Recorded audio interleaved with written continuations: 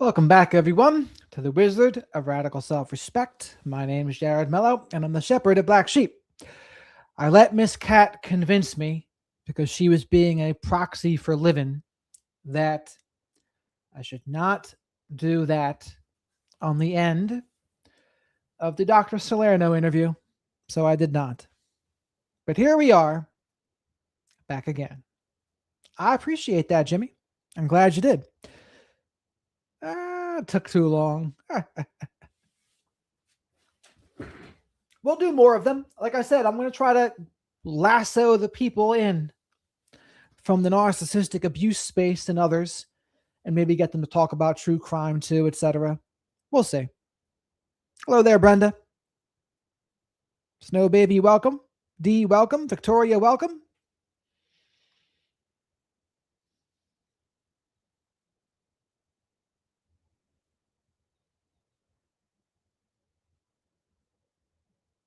Yes, he was, D. Yes, he was.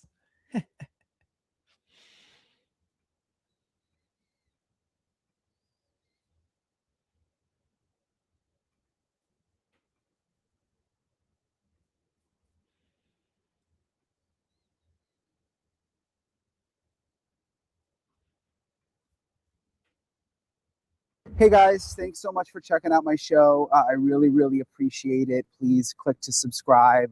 Really appreciate all of your support. So the thumbnail here, I said why I do not think this was a burglary gone wrong.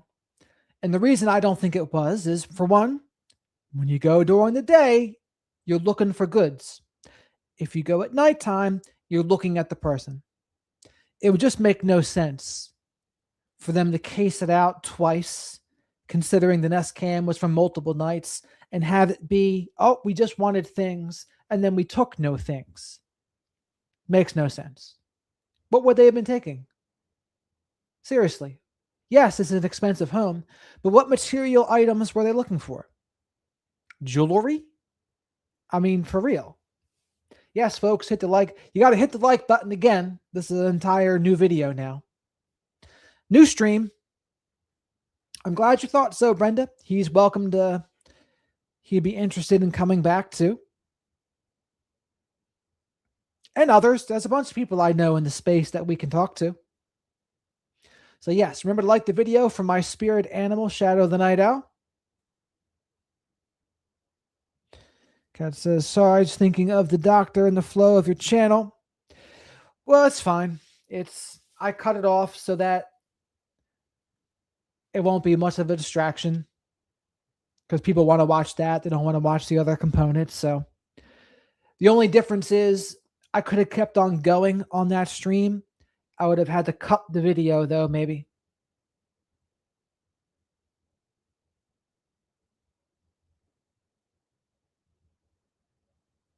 I think a lot of us have come to the conclusion that she was targeted. Correct. And isn't alive anymore. Also, unfortunately, correct. But no hype. We're all hyped to see no hype. Yes, Kat. That's people wouldn't have known and been confused. So it was probably good that you said that. Today is day 47 in the search for Nancy Guthrie. It is Thursday. And I've been thinking a lot about, there's been so many theories out there about what happened to Nancy. And it's interesting with Pima County Sheriff Chris Nanos, in his last interview he did, he said that they even have a theory that they've had for a while. He wouldn't say what it was. There was some reporting weeks ago that the Sheriff's Department theory, the working theory, may have been a burglary gone wrong, though that's never been confirmed. And that's always a theory that I've had a hard time wrapping my mind around, because why would whoever did this take Nancy Guthrie away if this was just supposed to be a burglary? If something went wrong when they were in the house, why wouldn't they have just left Nancy there? I've never really been able to wrap my mind around that. And this episode is really interesting because it explains why this is likely not a burglary gone wrong, and why this is likely a targeted abduction. Granted, we don't know. I mean, we don't know the circumstances, obviously, But in this episode, I'm going to lay out for you everything we do know, and some of it starts to make a little more sense. I'm joined now by Morgan Wright, and I want to read your whole bio, Morgan, just because it's so impressive. CEO and founder of the National Center for Open and Unsolved Cases, editor and host of Crime Reconstructed Substack and podcast, which I love your Substack, by the way. You're also a senior advisor in the U.S. State Department Anti-Terrorism Assistance Program. What an introduction he gets. Morgan Wright, Crime Reconstructed, Thought First Principles and Modern Intelligence, investigative intelligence expert and founder of NCOUC, former detective, national security advisor, applying modern intelligence, behavioral analysis, and AI to reveal the truth buried inside open and unresolved or unsolved cases. Quite interesting. But again, while you're here, like the video on the way in. Likes are from my spirit animal, Shadow the Night Owl. Super chats are a great way to get questions answered and to support the channel. Becoming a member is a great way to support the channel and gives you access to members-only live chats.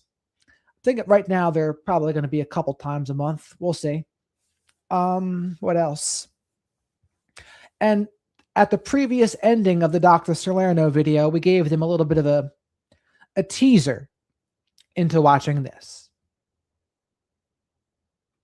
Senior law enforcement advisor for the 2012 Republican National Convention. You taught behavioral analysis at the National Security Agency, spent a year teaching the FBI how to conduct internal investigations. And then for 18 years, you were with state and local law enforcement as a state trooper and detective. So I think hopefully I hit the highlights there. And you were also in Tucson recently, so you know a lot about the Nancy Guthrie case. Yeah. I want to correct. I taught them internet investigations, not internal. There is a whole different mindset when you say you taught internal investigations. So I was never internal affairs, just for the cops listening out there. Yeah. Good to know. And you were in Tucson, was it a couple weeks ago?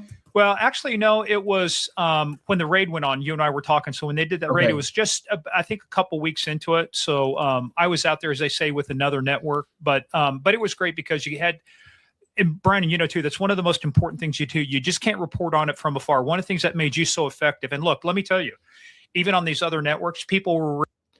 Yeah, Brian does look a little bit tired here. Looks like he maybe went on a bit of had some drinks. Had some drinks the night before. Nothing wrong with that, though. Brian works hard. Got to work hard, play hard sometimes, you know. Referencing your reporting because you were out there. You were in the midst of things. You were getting information. If you're not on the ground and you don't understand how the roads are, you don't understand how the community is, you don't understand how hard that desert is out there, it gives a whole different complexion to the reporting. So it was important to be out there. And with your reporting, it's important to actually be on the ground. I even followed when you drove into Mexico to show how easy it was to cross the border. Yeah. And you're right. Unless you're there, it's such a unique kind of landscape, and Nancy's neighborhood is so unique. I wanted to start off asking you, though, the sheriff in his last interview said that they have a theory of what they think happened, and he won't say what it is. And you've been studying this case since the beginning. And like you said, you've been to Tucson. What is your working theory right now? I mean, some people have said burglary gone wrong. Other people think it's a kidnapping, maybe something related to Savannah Guthrie, a stalker. What's your working theory? So one of the things I do on the Substack, but I walk people back. I don't have theory. What I have are hypothesis. And the reason I say that is, and I've seen this happen, and you've seen this happen too, Brian. I've seen this happen in big cases. It starts with, well, we have a theory, then a theory becomes what we know, and what we know becomes the narrative. And I will tell you the biggest failure of that, I was in D.C., in Northern Virginia, not only for 9/11, but the D.C. sniper. And the narrative was, it was a white panel van. Totally wrong. They got it all wrong. It was a blue Chevy Caprice. So the reason I say that is I test some theories, and I get that they might have a theory, but I think they confuse theory with hypothesis. Sometimes they get theory, but here's mine. I wrote a Substack on this early on. And having investigated missing people, kidnappings, burglaries, robberies, homicides, when you look at this case, Brian, it's only one of two things. Either it's a burglary that went wrong, or it was never a burglary. And if it was a burglary gone wrong, then the biggest question you have to ask is what conditions existed inside the house to where somebody that was there to commit a property crime primarily. It just doesn't make any sense to me for it to be a property crime, especially if they looked at it before. Why would you commit a property crime when you know they're home. Like, are you expecting to be able to go in and out while she's sleeping because you suspect she had poor hearing? I mean, why not case it out? And when she's at Annie's and Tommaso's for that party, why not just do it then? Right? If you're looking for things, there's no benefit of doing it while she's home if you're looking for things. I mean, chat, do you agree or disagree? Is there any benefit from doing it while she's home to get things? I say no. There's no benefit. So you go at nighttime because you want her. You do that, and maybe you end her life in the house. But whatever you do, you probably hightail it for the Mexican border, is what you do. And that's probably what they did. But what do you think, chat? Do you agree with my theory? Decided it was less risky to kidnap somebody than it was to just flee. And then I think that's the thing where we're missing, which I know you'd love to get inside. So would I, that when the crime scene happened, what does it actually look like? What did the bed look like? Did it look like Nancy got out of bed versus was she dragged out of bed? That's the difference between a confrontation in the bedroom or somebody that gets up. So, I mean, here's the thing I boiled down to. Over time, I was saying the quiet parts out loud. Even on, I remember being on with you and Elizabeth Vargas. We were talking about this. I said, it's not at some point you have to realize it's not a missing person anymore. We have to realize Nancy was 84 years old, cardiac compromised. You violently confronted at 2:00. And again, Rooster makes a good point because we don't know for sure whether there's signs of forced entry or not. They said in the back there was something going on, but then Sheriff Nanos contradicted himself. So I don't know what to believe. But the question becomes, if there was no forced entry, how did they get in? How did they get in? And I don't think, considering they were masked individuals, is that someone Nancy's going to let in? Now, maybe if it was someone she knew, you let that person in. But when you're dressed like that, like, do you think that person took off their mask out of nowhere, like after the camera was disabled, so Nancy knew who it was and let them in?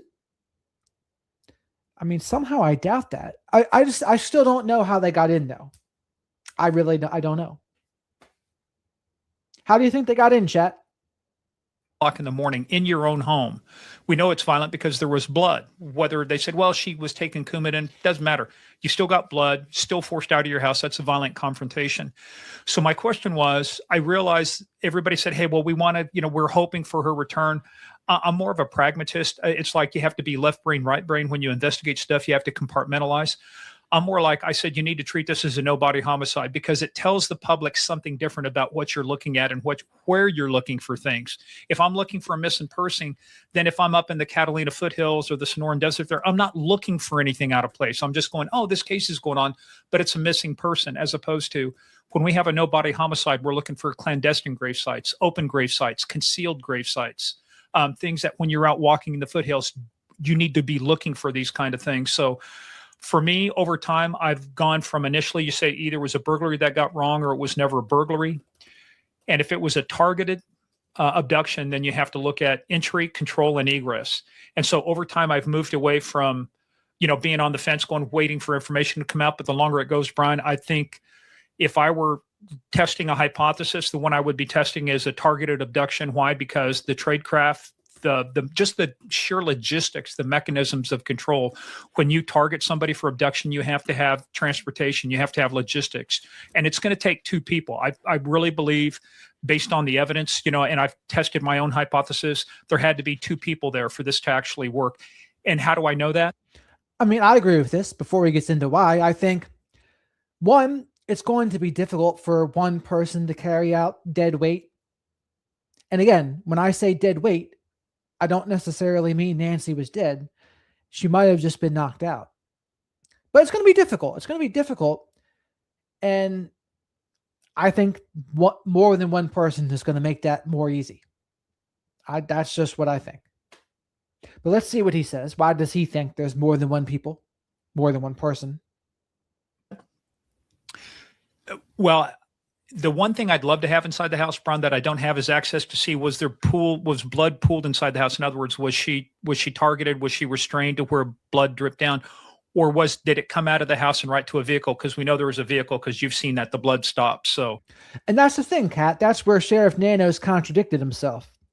In the beginning, he said there was, and then a couple weeks later, he said, actually, no, there wasn't, or I can't confirm or deny. And it's like, dude, I mean, you're making it tough for us. Maybe it doesn't matter to him if he makes it tough for us, but it did. Long roundabout, but I wanted to give the foundation to say, the longer this goes on, the more it appears to be a targeted. There's that Matt, Bella, who's not here.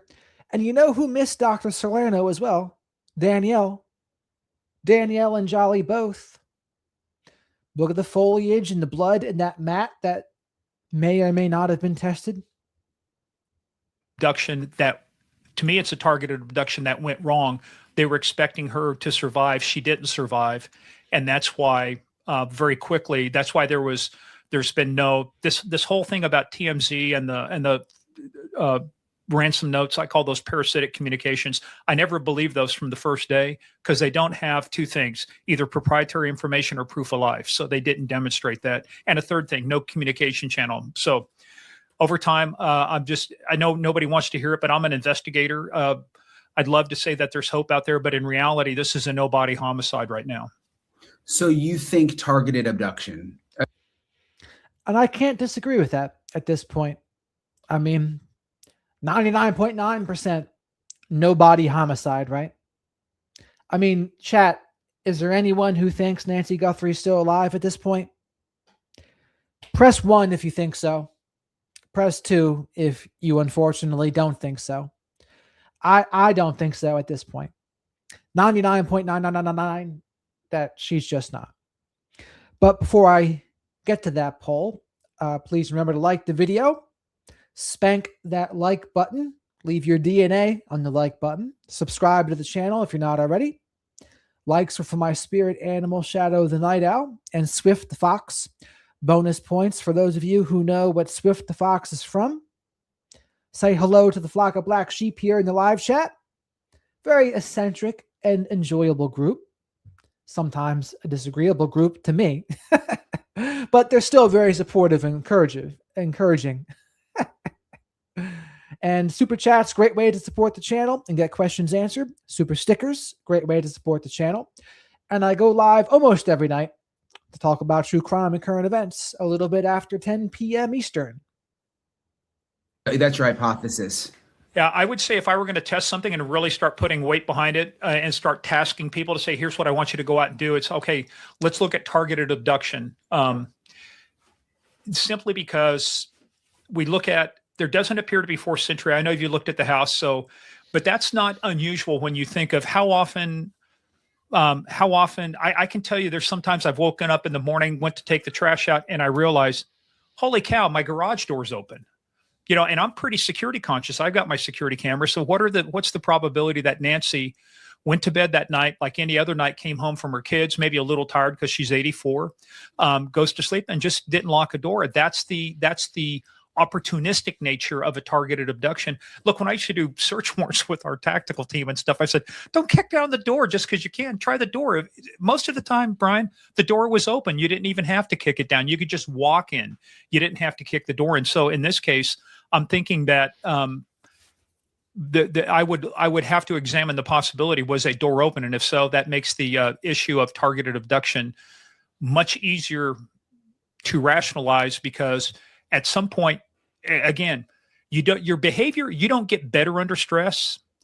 People don't shoot better under stress. People don't drive better under stress. People don't talk better under stress. So you have a fight or flight syndrome. So that person, if he was truly a burglar and they're only to take stuff, I would expect to see signs of theft, signs of burglary, not a staged crime scene. If it was a staged crime scene, Brian, I will tell you right now, my belief then, I would be leaning very heavily towards targeted abduction.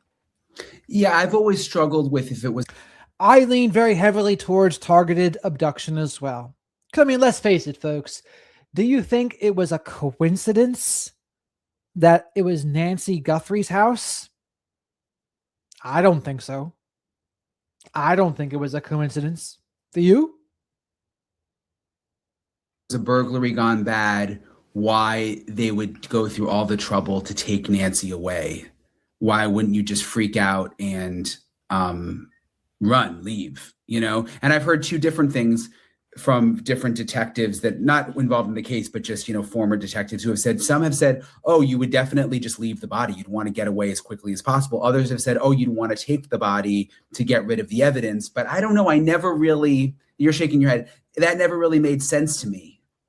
Now, I'll tell you, I had the chance to be trained by one of the original members of the FBI's behavioral science unit. Motive? I think a punishment / revenge against Savannah Guthrie. I don't think it was financial. I don't think it was financial. I think if it was financial, they completely blundered that. But I don't think that's what it was. I think it was a punishment / scare tactic. And what did it have to do with? Maybe something to do with what Savannah's husband did. Maybe it's possible it's Epstein related, but I don't see any direct connections to that at this point. She interviewed the Epstein victims in 2019. People were trying to tell me that she was more involved with Virginia Guthrie, Savannah Guthrie was, but I haven't seen that. And how many people were involved with Epstein victims recently anyway? A bunch. So why single out Savannah Guthrie? Why single out Nancy Guthrie? I don't know. That doesn't make any sense to me. But maybe the Clinton Gore connection with her husband, the fixer for the Parker Glover group. That group was mentioned in the Epstein files. It didn't lead anywhere. But someone referred Epstein. I'm not sure, actually, to be correct. I'm not sure if Epstein was referred to the Parker Glover group. That's the group that Savannah's husband is in. Or if someone referred Epstein to it. I'll look it up. A guy named William T. Peters. I went through the course. And, you know, human behavior is actually fairly predictable. I'll give you a good example. When you look at terrorism cases and what terrorists do, I remember I used to work with this New Scotland Yard, the Counterterrorism Command, SO-15. Two of my friends were involved in the 7705 train bombings and bus bombings in London. And those terrorists did the exact same thing the terrorists at Mumbai did, Lashkar-e-Taiba, the same thing that the 9/11 hijackers did. Broad target selections, initial reconnaissance, final target selection, rehearsals, actions on the objective, escape and exploitation, escape and evasion. People go through these steps the same way. So that's why when we'll talk later too about there's a date that the FBI is interested in, there's a chance, you know, a lot of these folks that are there to do certain kinds of crimes will reconnaissance a neighborhood, and they'll do it during the day. They'll do it when there's no, it's not unusual to see a car, you know, drive around but it's unusual to see a car at 2 o'clock in the morning drive through in an area that's normally quiet. So human behavior is predictable. And so I don't lean towards a burglar, even though they're armed, would decide that violence in the home, it's less risky to take the body than it is to flee. Why? Because the minute you do that, Brian, you've increased your risk. This is why when they look at serial offenders, when they looked at serial killers like Gary Ridgway, actually a friend of mine, Dave Reichert, was the lead investigator on the Green River killers. And you look, they only go out a certain distance. That's why when you start looking at bodies, for example, Long Island, Gilgo Beach, Rex Sherman, you start looking at bodies and where they're placed. There's a thing called distance decay. You only go so far before that risk goes way up, too far up, that it's too risky for that person. And so they start bringing it back in. That's the max distance they're going. So here's what it says.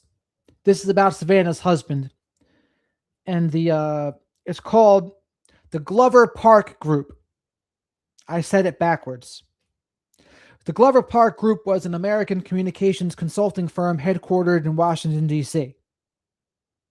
Michael Feldman is one of the officials. That's Savannah Guthrie's husband. So here's the criticism. Are you with me, folks? In February of 2026, it came to light as part of the release of the Epstein files that the firm had been mentioned in one of the emails exchanged between the disgraced American financier, child sex offender, serial rapist, and human trafficker, and American economist, former United States Secretary of the Treasury Larry Summers in 2015. In the email, Summers suggested that Epstein speak to someone at the Glover Park Group and mentioned Joe Lockhart and the work the firm had done for Bill Clinton and David Petraeus. Notably, the email is a passing mention, and there is no known communication between Epstein, Lockhart, or anyone from the firm. That didn't stop people on social media from criticizing the firm. Michael Feldman and his wife, broadcast journalist Savannah Guthrie, for the mild footnote mentioned in the files. Well, chat, what do you think about that? So, no one knows, but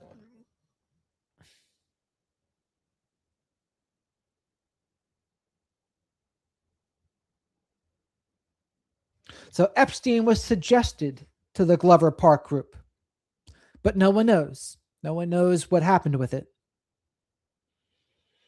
Likes. I'm in likes withdrawal. Shadow the Night Owl. Corey Rishen's evil twin sister has poisoned Shadow the Night Owl with fentanyl.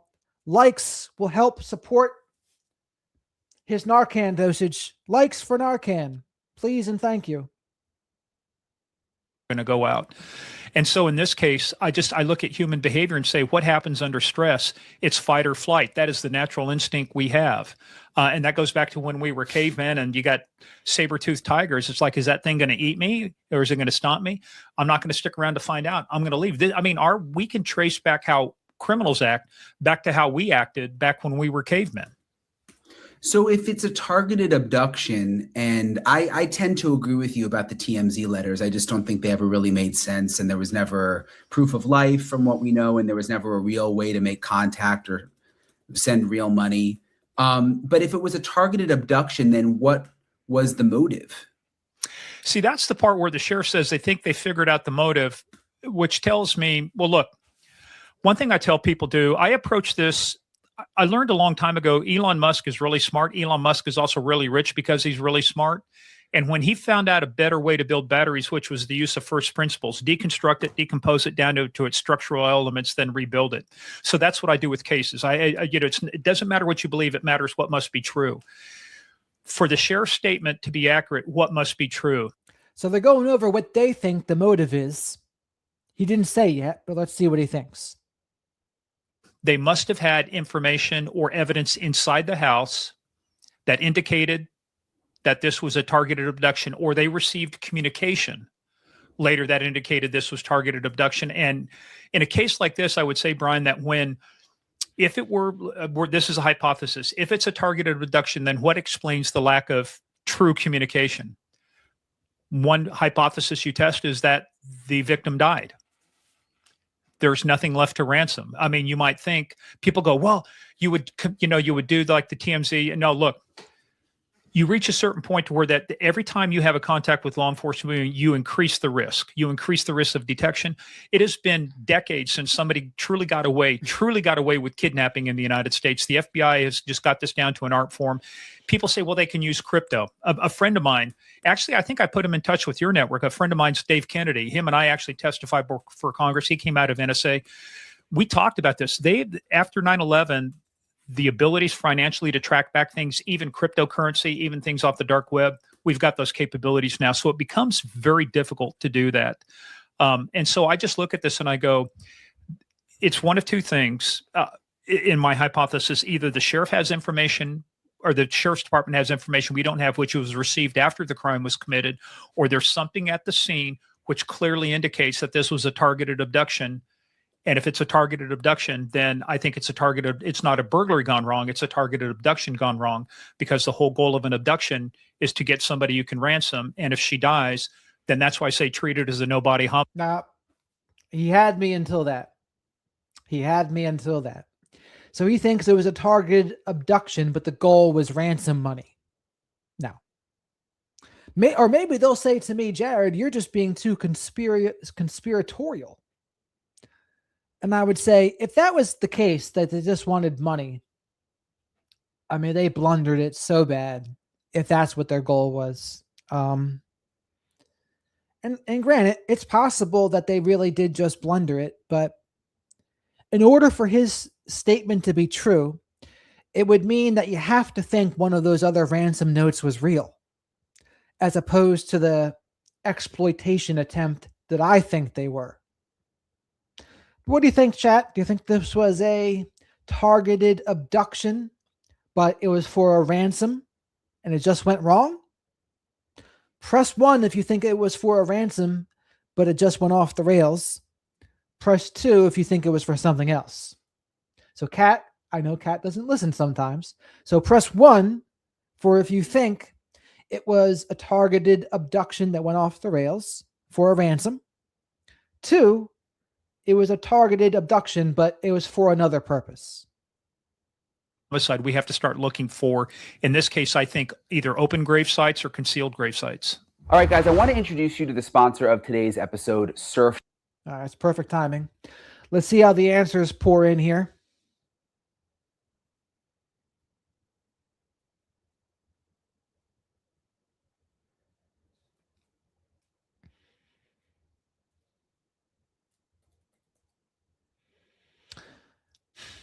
Good thing for Made in America, laughter was in America.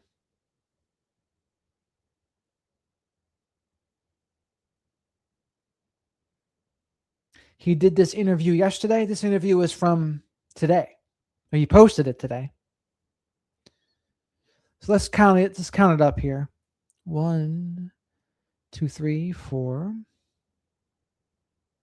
5, 6. So it looks like for a different motive than a ransom is the winner. And I must say, people, sometimes, even though this is a serious subject matter, doesn't mean we can never have fun here. I mean, people try to criticize our tone and say you should, if you're talking about the case, you should never smile.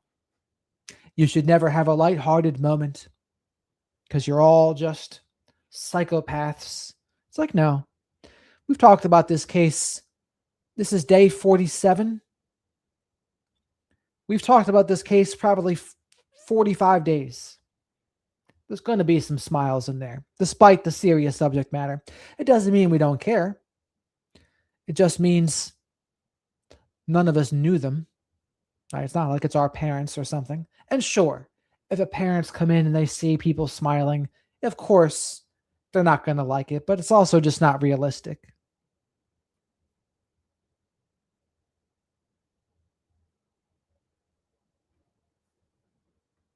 Surfshark.com/Enton.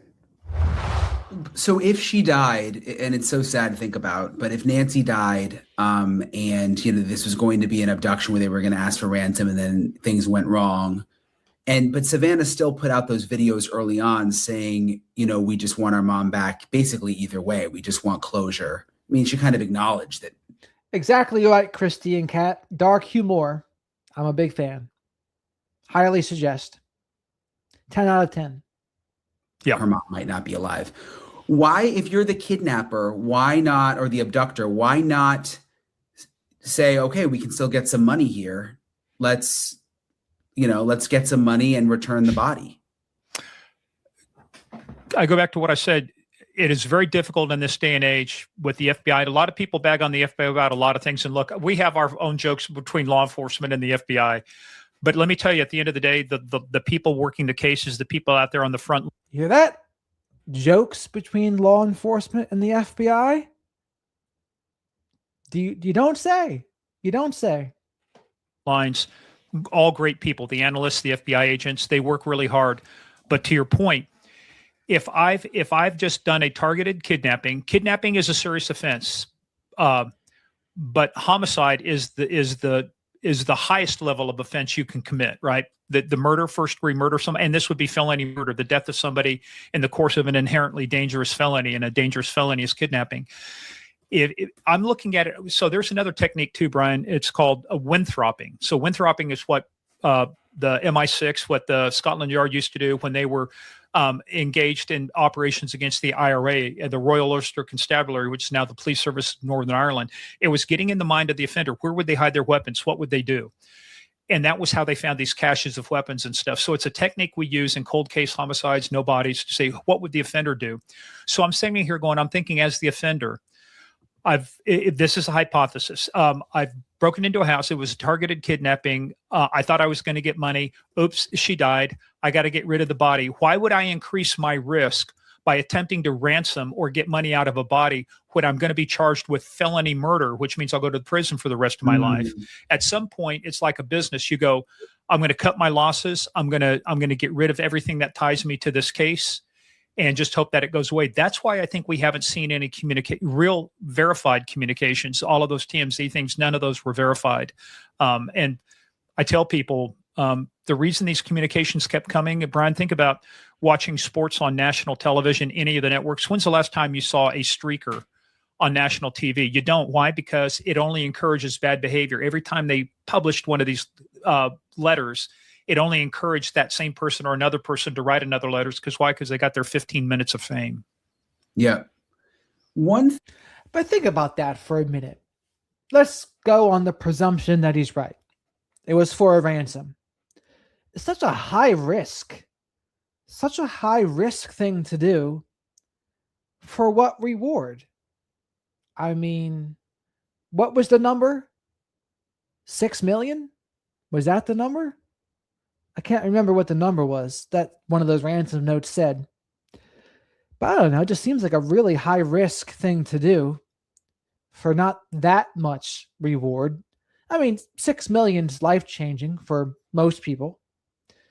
But even so, I mean, it's barely enough to never have to work again, maybe.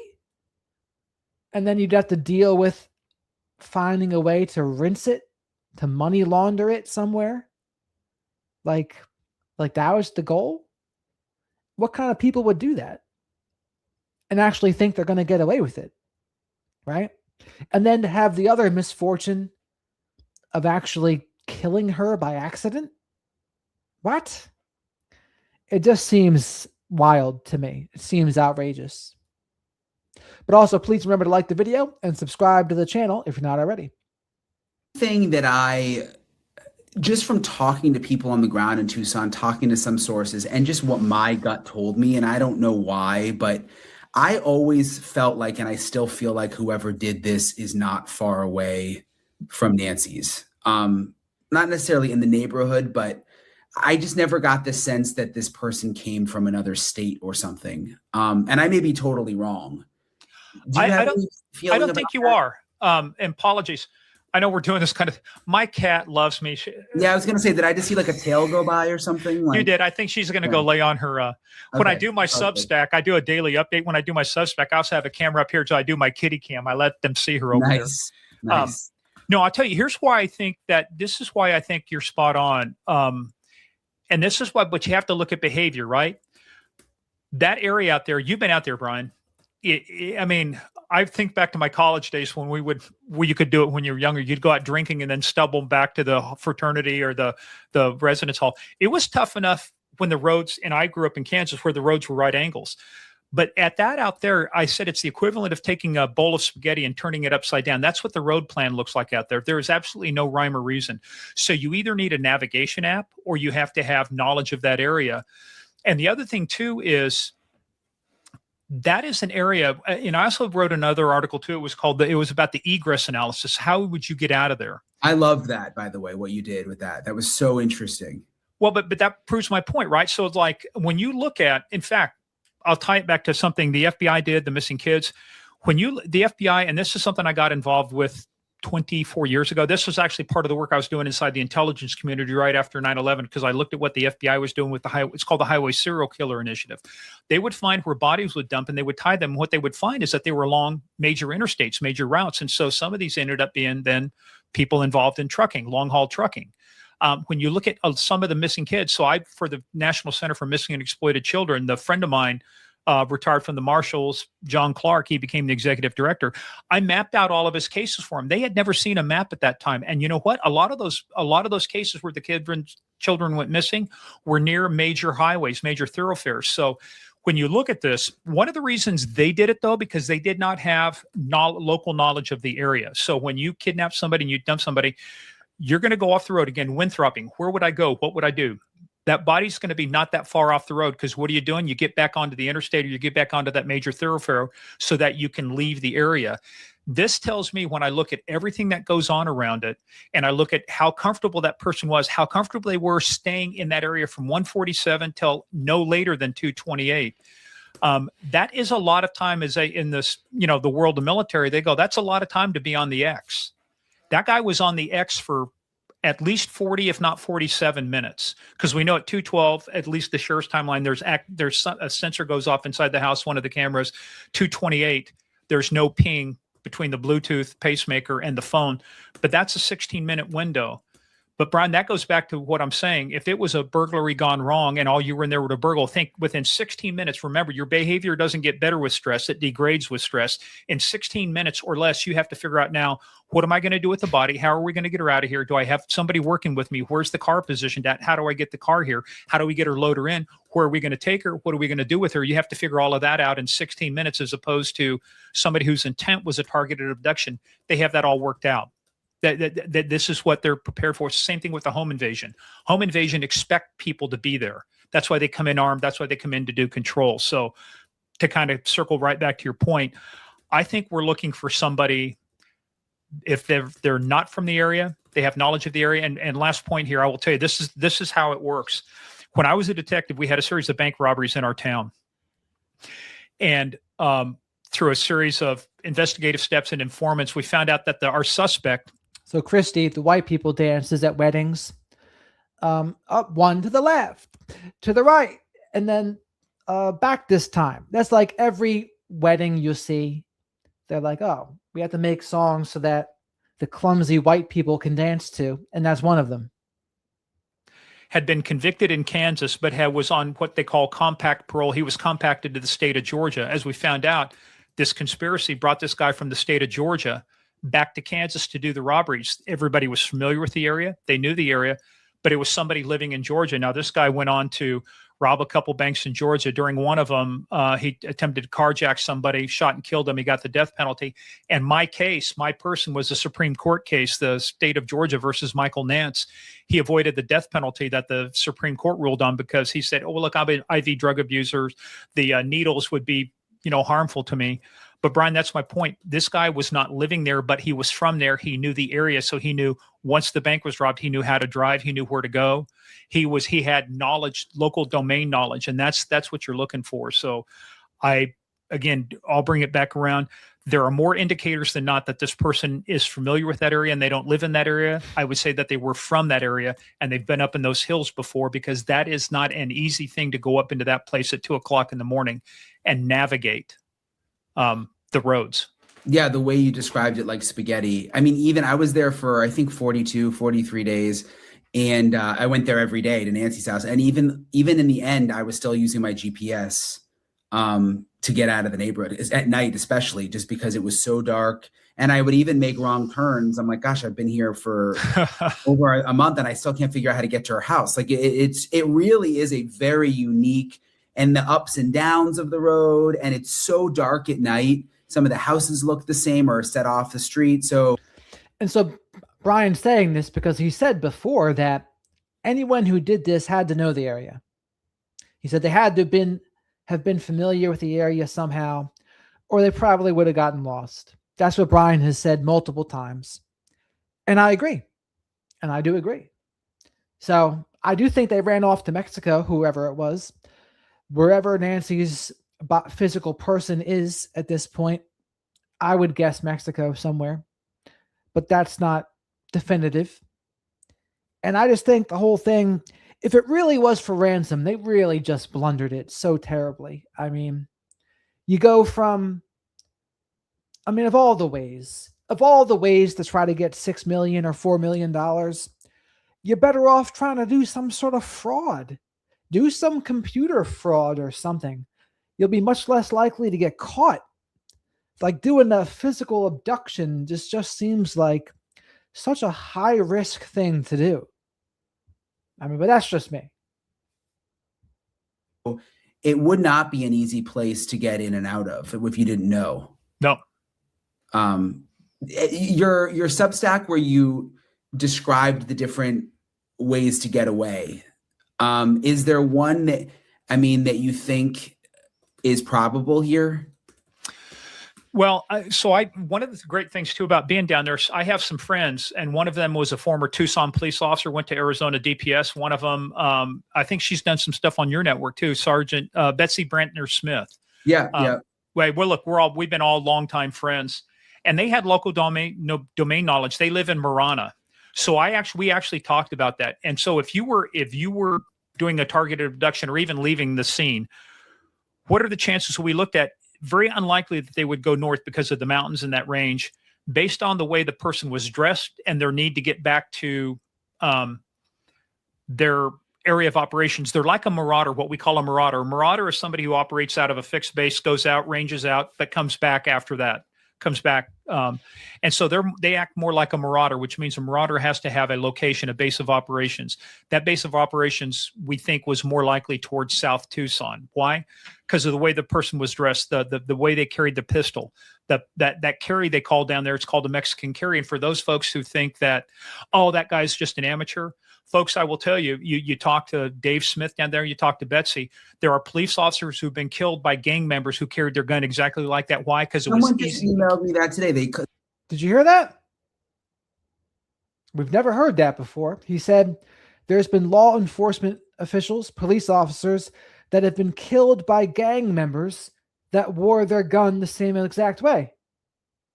That's the first I've heard of that. I think I also heard it called a Mexican carry. I did hear that too, didn't I? They said, look, it's called a Mexican. What did you call it? A Mexican carry. Someone just emailed me that today. Yeah. So what does that mean? It just means that, look, when you've got all those clothing on, so it's like... See, we did hear that here. We're on the front lines. I said Mexican carry, and then they said Mexican carry. There are several ways you can carry a weapon. You can carry it in a holster, forward canted, but you have to reach back like this. There's things they call appendix carries. So you can carry it under your clothing like this, but it's right here in your appendix. So it's very easy to draw and pull out. But that's difficult to do when you're dressed like this person was. Like you say, when I was down there, Brian, the thing that I think a lot of people don't realize is Tucson's, it gets hot during the summer, but during that time we were down there, it was cold at night. We had that rain that came in. It is cold. So this person is dressed up not only for disguise, but because it's cold. So it means if you're going to access a weapon with gloves and everything else on, you're going to carry it on the outside. And that's the other big misnomer people made. They looked at that. They said, oh, we're looking for a white holster. They failed to understand how infrared works, passive infrared. Passive infrared doesn't reflect color.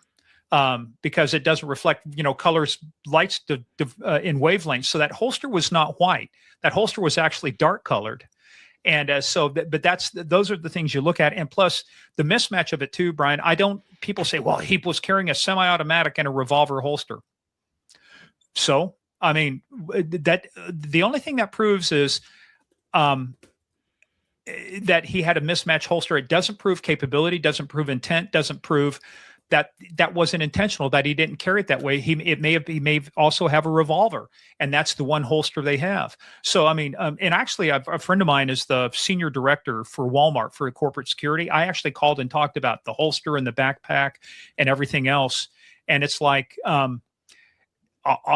well, Brian, and one other quick thing too, that backpack, a lot of people worried about buying it in Tucson, but Walmart is a global corporation. There are a lot of places right across the border called Walmart where you can buy similar stuff at. So that was kind of hard to source. But when you bring it all together, I think that person is local. They've got local knowledge.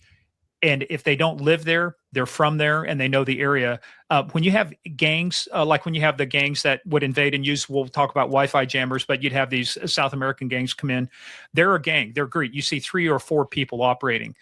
We only see one person for sure in this, but I think there has to be 2 because of the blood coming out to the curb and the vehicle leaving. But this person is comfortable. They're familiar. They were in no hurry because I think they weren't concerned about being caught. Interesting.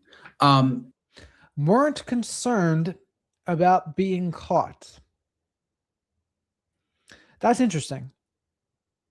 What kind of person wouldn't be concerned with being caught? a professional criminal that has done it many times?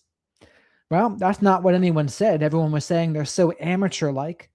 But it sounds like what he just said was, well, actually, there's been plenty of gang members that wear their gun like that.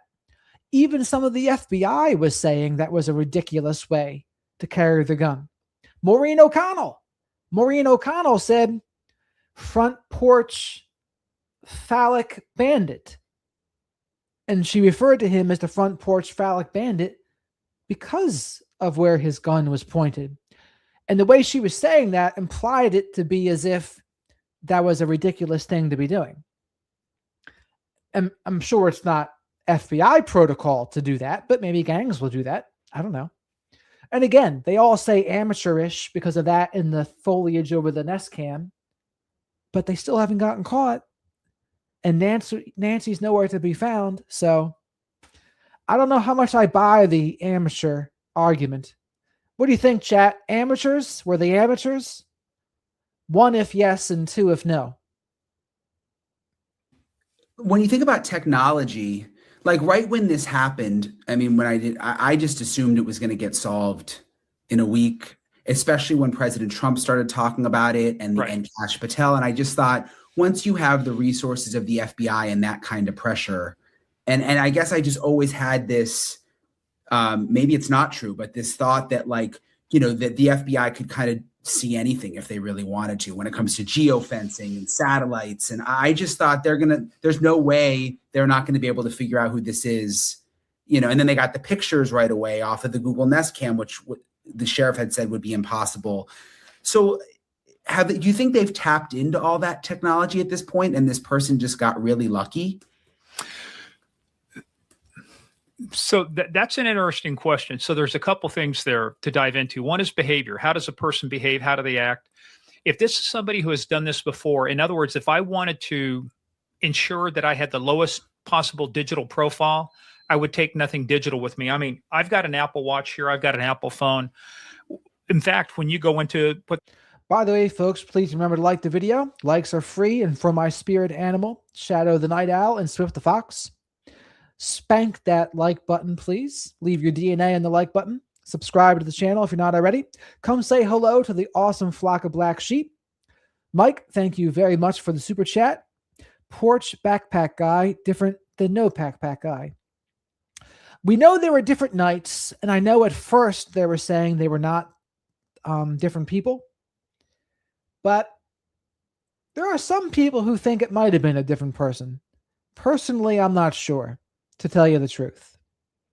I think they have the technology to figure it out, but I'm personally not sure. It could be 2 different people because it's 2 different nights. But thank you, Mike. And Matt definitely could be the same guy. Absolutely.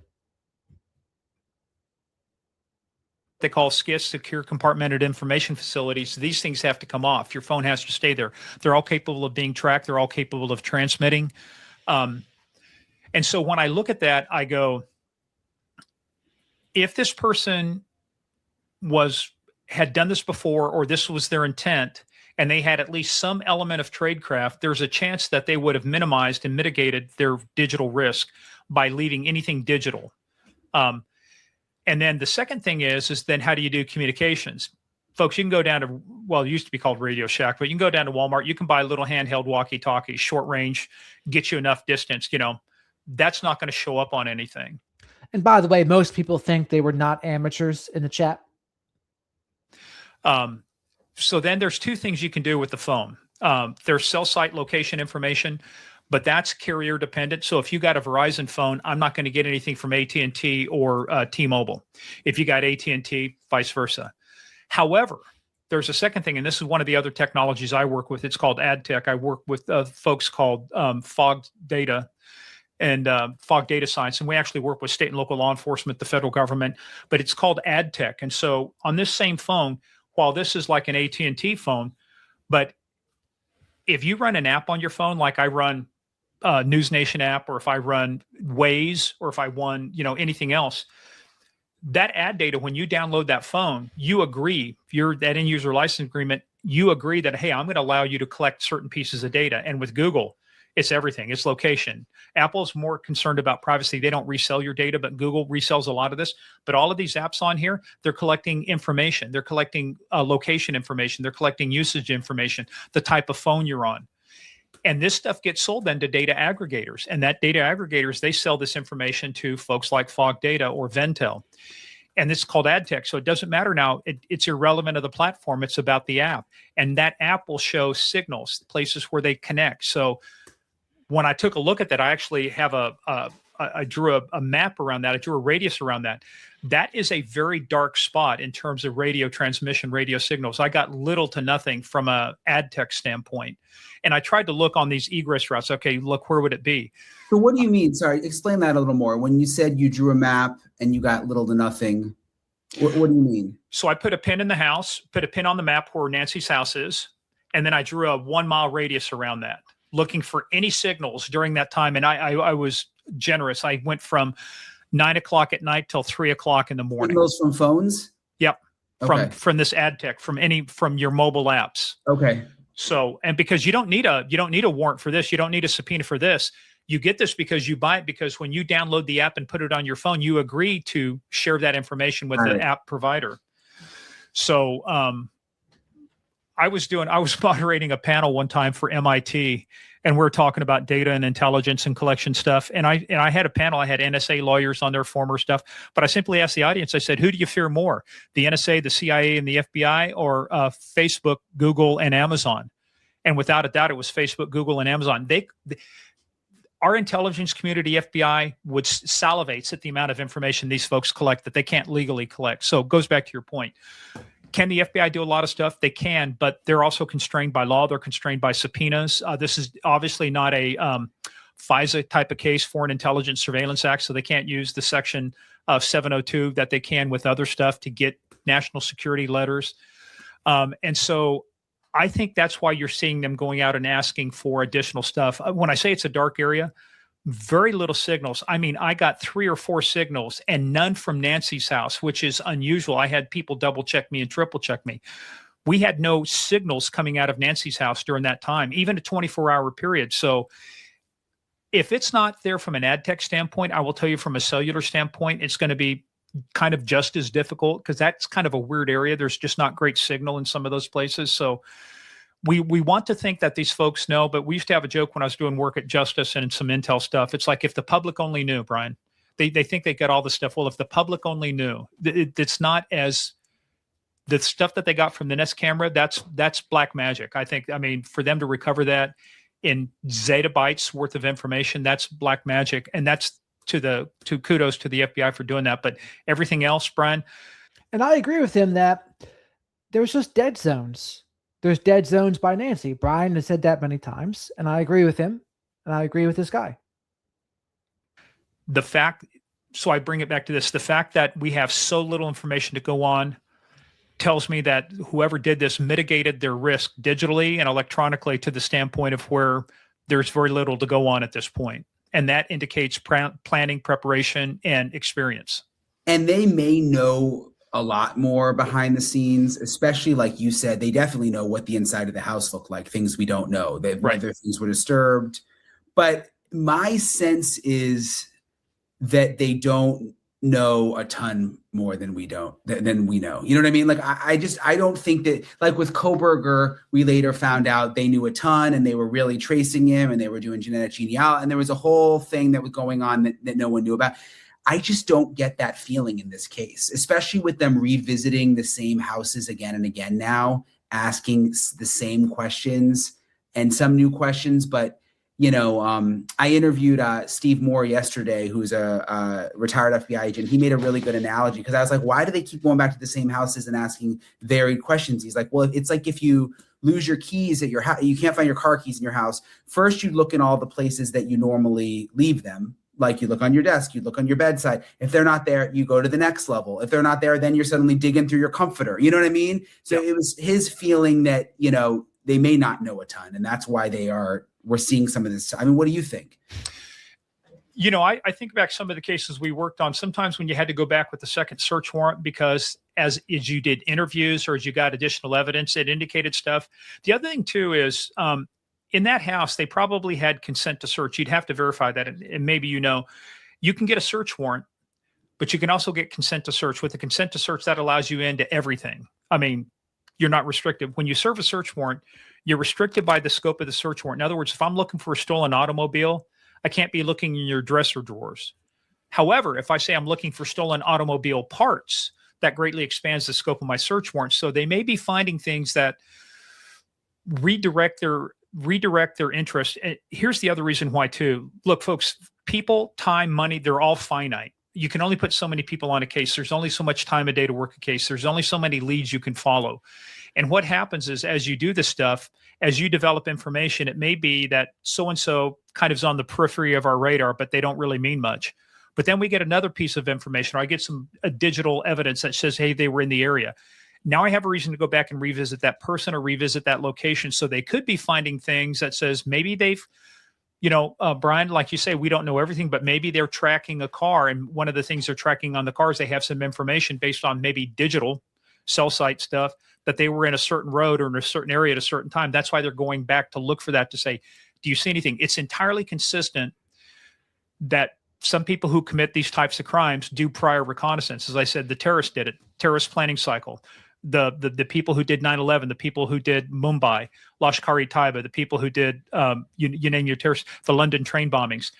People are creatures of habit. It's like broad target selection, initial reconnaissance, final target selection, final reconnaissance, rehearsals, actions on the objective, escape and evasion. It's entirely consistent that somebody doing this would have been out there beforehand. You know why? Because that house is not going to move. It's not going to change locations. It's always going to be there. The brush is going to be the same, the scrub brush, the sage brush. Are there any street lights, anything like that? There's so much hardscape out there that is not going to change. You could do reconnaissance 6 months in advance and not have anything fundamentally change. So they may have something, but the other thing too, it's just due diligence, right? When you run out of something, you say, okay, I think back to the Boston Marathon bombers. They had an initial perimeter set up. They thought they were contained inside there. They weren't. They got the homeowner that came out, and what did they do? They had to expand their containment, their perimeter, and then they converged on that boat. Their initial perimeter was wrong. They thought they were inside the perimeter. So you deal with that all the time. So I don't know that I read it too much into it, but I do agree with you, though. At some point, you can tell where they're doing things to check the box just to say we did those, as opposed to we have a hot lead. We got something, we're tasking people. A lot of the stuff you can also tell, I can tell too. It's like watching cop shows. I can tell when somebody's been, when a real cop has told them how to wear their weapons and wear their uniform versus some Hollywood guy. You can tell by this sense of urgency when you see them out there, if they've just got clipboards and they're getting out of the car and they're going up and knocking on doors. That's follow-up. There's not an urgent sense of urgency behind that. I mean, it's something they need to get done, but it's not like, man, we're going to bring 4 teams of detectives out and start knocking on doors all at once because we have a hot lead. So you look at their actions, and if they're not excited, I don't usually get excited. And you don't feel, yeah. Just lastly, Morgan, and I'm kind of asking you to look into a crystal ball here. We obviously don't know, but I believe this will be solved. I mean, I don't get the sense it's going to be tomorrow, but like you said, I mean, these things don't typically go unsolved. But is there something you think that's going to solve it? Do you think it's going to be DNA in the end? Do you think it's going to be someone wanting the reward? Honestly, I think the only hope they have is the DNA and maybe a lead from the tattoo on the wrist. Maybe if they find other Nest Cam footage from the other Nest Cams, more so than the thumbnails, and on the night of the abduction, maybe. I mean, chat, what else could they, what are you hanging your hat on here? Seriously. As far as I know, they got nothing. So maybe the DNA in the house, even though it's a bad sample. What do you have the most hopes for in this case? Is it the DNA? Is it Nest Cam footage? Is it the fact that he had a tattoo on his wrist? Is it something to do with traffic cams? What do you think, chat? I had to guess what your hypothesis. What brings this all together in the end? What's that reward up to now? It's over $1 million. Over $1 million. Yeah. Savannah Guthrie put up $1 million. And then I think the FBI put 100,000. And then there's another 100,000 from someplace else, something like that. So Brian, if 1.2 million doesn't move the needle, I don't think money's going to solve it at this point. If somebody knows now, or they've known, and the 1.2 million doesn't move the needle, I don't know that money will solve it. Will it be a lucky break? It could be a lucky break. It could be a traffic stop where something's developed and it leads to that. I would lead you back to the case of Polly Kloss when she was kidnapped by Richard Allen Davis. I think it was 96, 97. It took 72 days to find Polly Kloss, and it took them going through all of these things only to find that Richard Allen Davis had been stopped, or he was on the side of the road stuck. He was contacted by 2 sheriff's deputies. At that time, though, unfortunately, Polly was already dead. She was in the woods, already dead. But it took them 72 days to get back to that location. And it was just through hard work, grinding through it. Son of Sam, actually a friend of mine, chucked out NYPD. His dad was one of the detectives that found the parking ticket that led to Sam Berkowitz, the son of Sam killings, or David Berkowitz, the son of Sam killing. A parking ticket on a taxi led them to this. Sometimes it's little stuff like that. Will it be forensic evidence? It could be. It all depends upon the danger, though, is when people say we think we have the suspect's DNA, then pretty soon that becomes an assumption, becomes hardened, and it becomes this is our theory. And everybody starts repeating the narrative. It's like the white panel van with the DC sniper when it was a blue Chevy Caprice. So I don't know what it will be. Like you say, Kohlberger, they had investigative genetic genealogy, familial DNA. One of the cases, a young girl named April Tinsley was kidnapped, killed back in 1988. Her murder went unsolved for a long time until part of the evidence they had, the technology was there where they could get the DNA. In that case, when they did the investigative genetic genealogy, they were one step away. They had his brother's DNA, which led them directly to the suspect out there in Indiana. So sometimes it's a lucky break. There's an old saying, I'd rather be lucky than good. We're at the point now to where they need a lucky break to go their way. They're still going to do the hard work. They need to be prepared for the luck when it shows up. But I can't tell you what's going to solve it. But I can tell you that when that one break comes in, then all the other pieces, we will start figuring out why this doesn't make uncertainty is okay, but it does not make sense right now. Why doesn't it make sense? It's like Jurassic Park. The way they got it to work is they had that missing DNA. So they fixed the missing DNA, right? And it made everything work. The problem. Jurassic Park reference. I wasn't expecting that in this interview. So what they did in Jurassic Park was they used the frog DNA to fill the gaps. And the frogs, well, what happened is they changed their genders in the wild. So Ian Malcolm, the scientist, Jeff Goldblum's character, was like, how do you know all the dinosaurs in Jurassic Park are female? He goes, what do you look under the dinosaur skirts? And the guy was like, no, we genetically wired them that way using that frog's DNA. And he's like, well, don't you think nature can find a way? And nature found a way. There was breeding in Jurassic Park. But my favorite line from Ian Malcolm in Jurassic Park is, your scientists spent so much time wondering whether they could, they never stopped to think whether they should. Was that missing DNA had unintended consequences. And that's what I'm careful about here. I don't want to insert something into there that has unintended consequences, but just to finalize the point, it's either going to be it's going to be it's going to be information, either information they find or information from a person, a tip. It's going to be forensic, or it's going to be something probably electronic, like they are able to work the cell site location information, be able to, you think about Rex Sherman, the Long Island serial killer, Gilgo Beach. It took them a long time. He was using burner phones and they still found him, but they found him because they went back and they looked at the information they had and they took a look at it with fresh eyes and they found something they should have followed up on that they hadn't really truly followed up on. That led to the break, that led to tracking him. And that's how they caught Rex Sherman. Yeah. Well, hopefully it'll be soon. Morgan, I really appreciate you taking the time to talk with me. I really appreciate Morgan Wright for taking the time to talk with me.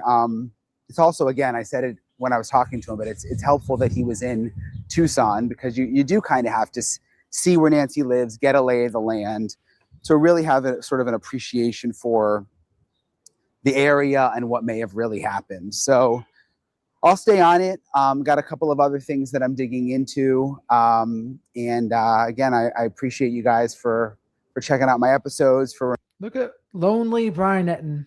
One's the loneliest number. remaining interested in the case. I think everybody just wants some kind of resolution for Nancy, for the Guthrie family. Yeah, like I said, I'll stay on it, and I'll talk to you guys later. One is the loneliest number. Let's see.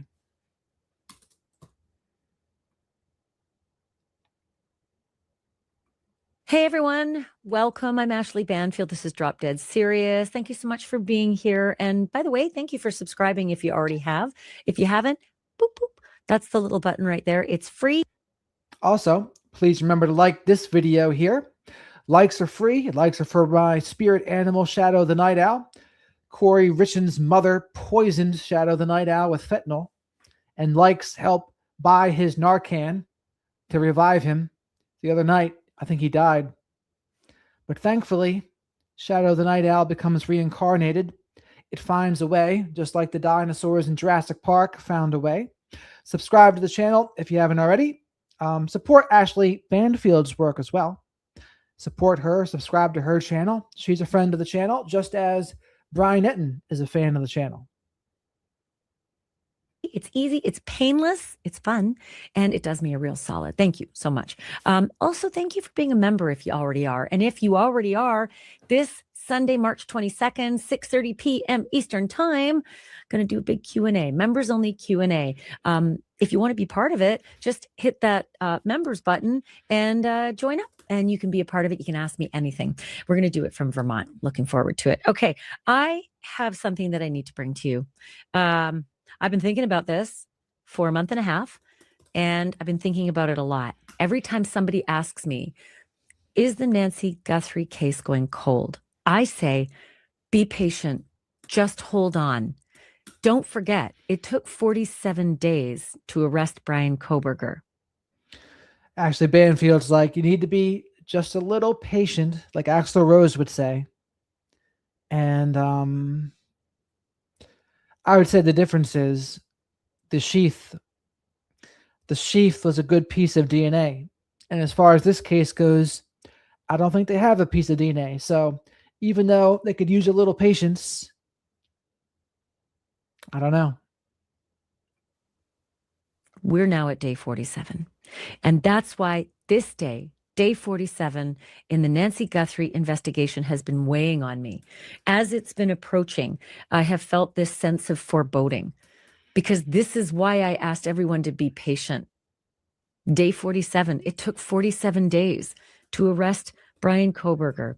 And so here we are in the Nancy Guthrie investigation, and all sources tell reporters and those who are investigating this case in the media that there are no suspects.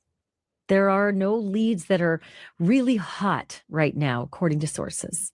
And my sources said not only do they not have any suspects, they don't even have enough evidence to scrape together to satisfy a judge to sign a warrant for a raid or a search, like that may be where we're at. I hope we're wrong. I hope behind the scenes, police are as close as they were on day 46 before they got Brian Kohberger.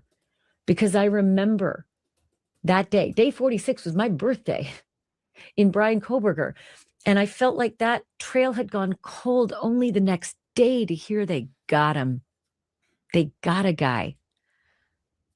So let's just hope that right now, here on our own day 47 in the Nancy Guthrie investigation, there may be actually something behind the scenes that we know nothing about. Because the sense of hopelessness is real. Don't say cold, because cold means there are no more leads to chase down. And they had 40,000 at last count, right? Loads of tips. So they're probably chasing down all sorts of horrible leads, honestly. But they had the federal judge sign off a couple detainees, right? Remember the FBI night? Remember that night, how much hope we had that night? Friday the 13th in February. Remember that? We were here. I was skeptical at first, but they convinced me by the end. I was like, oh my goodness, they must have found Nancy. Or, oh my goodness, they found something really hot here. Something's going on.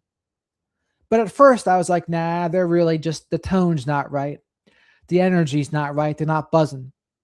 And this is what I get for not trusting my gut, because I started to believe. They gave me a reason to believe, and I was let down. But they had search warrants for Luke Daly's vehicle and that home there. But again, as I've said this before, considering how many eyeballs were on this case, they come to that judge, regardless of how weak it was, they're going to sign off on it. Because why wouldn't they? So, like, is there any negative consequences to signing off on it? Like, the only thing could be maybe if they get sued in retaliation. But that's a hard one. They usually don't win when it comes to fighting the government, right? have hope. You know, Savannah said it enough in her videos that you've got to pray and you've got to have hope. And that's all we can have right now as we go past this Rubicon of day 47, which was my barometer with regard to the Idaho case. So what I decided to do today, because a lot of people I run into ask me questions like, what's the latest in the Nancy Guthrie investigation? Did they ever find the guy? And whatever happened to? And I have found that not everybody has the full picture. Some people were really, dedicated to following the case in the first week or 3 weeks or 5 weeks. And now we're going into like 7, and so I put together a full recap, everything from the beginning, everything that's happened so far in the disappearance of Nancy Guthrie in this case. You may know some of it. You may know a lot of it. You may not know all of it. And so today at day 47, I decided it's time just to put the whole case together so that you can get up to speed, because I'm hoping that once you have this behind you, when that arrest comes, you'll know all of it. And when they start dumping out information in those affidavits, right? The search warrants, the arrest affidavits, you'll say, oh yeah, I remember that from day 5, right? So full recap here.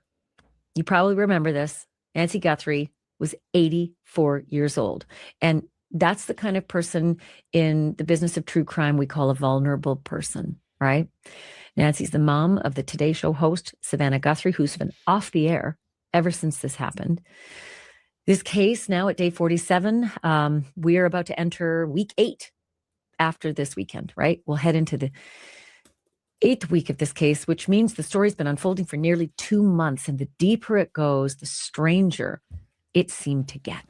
What began as just a desperate search, right, for this missing elderly woman quickly became something, well, just way more ominous, right? Investigators treating Nancy Guthrie's home as a crime scene, really from the very first hour.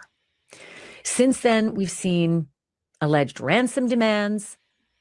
We've seen a fake extortionist, a guy who was charged in federal court with that charge, with that count, alleged to have been doing this, right? A family put under a police microscope. Dramatic FBI video images that were released of a suspect in a terrifying balaclava at Nancy's front door. DNA recovered from multiple locations and gloves, right? Even DNA recovered from inside Nancy's home. DNA, they don't know. They said it's male DNA that isn't in her circle, but it's tricky. It's mixed. And they're trying to work with it, and they're not getting far. And they got stopped at... Yes, please remember to make sure you like the video. Likes are free. Leave your DNA on that like button. Subscribe to the channel if you're not already. Coming up on 40,000. I should be able to get there tonight, maybe, depending. Come say hello to the flock of black sheep in the live chat. Very eccentric group. I wouldn't have it any other way. But also very supportive and encouraging. Don't forget that. Super Chat's a great way to support the channel and get questions answered. Becoming a channel member helps you to get access to the members-only live streams. And I go live almost every night at a little bit after 10 p.m. Eastern to talk about true crime and current events. I also have a lot of interviews with people like Dr. Peter Salerno that I did earlier tonight in another video. Check that out. Dr. Salerno was just on Chris Williamson's show not that long ago. POTUS, the national database, it couldn't be loaded in there because it's just a partial sample, but they're still working on it. We've seen locations that have been tested and retested. We've seen SWAT raids. We've seen gun stores being canvassed, gun store workers being asked questions, asked, look at these pictures and these names, put them into your list, see if did they buy a gun here? And we've seen a lot more than that too. So let me walk you through where the case started, where it's going. And let's start right from the beginning. January 31st, the night of January 31st. Nancy Guthrie goes to dinner at her daughter and her son-in-law's house, and she takes an Uber. She goes. And these timelines I do find helpful because, people can forget, things can get hazy. To Annie and Tommaso's house, and she arrives there in that Uber about 5:32 p.m. And she has dinner, and the sheriff says, plays games, does the things we do on a Saturday night with our families. But then she gets a ride back home. She doesn't take an Uber back home. She gets a ride. The Pima County Sheriff, a man named Chris Nanos, which is, a name that's pretty much a household name by now, first said that Nancy's daughter, Annie, brought her home. And then he told the New York Times that Nancy's son-in-law, Tommaso, brought her home. And then he told somebody else that Annie and Tommaso brought her home. And then publicly, he decided to just change all of that and say, let's just leave it at family.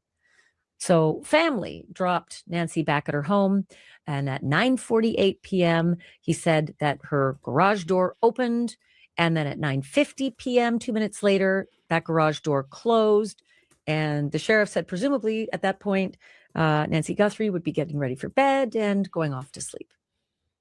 But nearly 4 hours later, 1:47 a.m., now it is February 1st. The doorbell camera disconnected. Now, do I know if it's the front doorbell camera?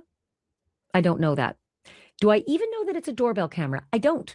It was just camera disconnected at 1:47 a.m., which would make you wonder which one, because maybe she has plenty, right? 2:12 a.m. saw doorbell camera. It's actually the first I thought of that it was a camera other than the front. Is that even possible? I know there's multiple Nest cams, but when I hear doorbell Nest cam, I think front porch, right? Now, there were other Nest cams. One was pointed towards the pool, and another one was pointed towards the side of the house. If there was others inside the house, we don't know. I think one pointing through the garage would have been helpful too. But that's what we know so far. We got thumbnail images from the other Nest cams from a night that was not the night of the abduction. Software detected a person on camera, but there was no actual video available. Well, that's very confusing. And then we looked at this timeline and we all thought that's just very confusing. Then at 2:28 a.m., something a lot less confusing. Nancy's pacemaker app showed a disconnect from her phone, presumably the time when she is disconnected from her phone and maybe even from her home. Quick note from my sponsor. Let's be honest, being on camera as much as I am, having the right skincare products matters. OneSkin was with friends, and family members quickly came to check on her at 11:56 a.m. That time at the beginning was a mess, right? It was like an hour earlier, the sheriff told us. And then everybody wondered, now, why is the family in that home for an hour before calling 911? Well, they settled on 11:56 a.m. Family members come to check.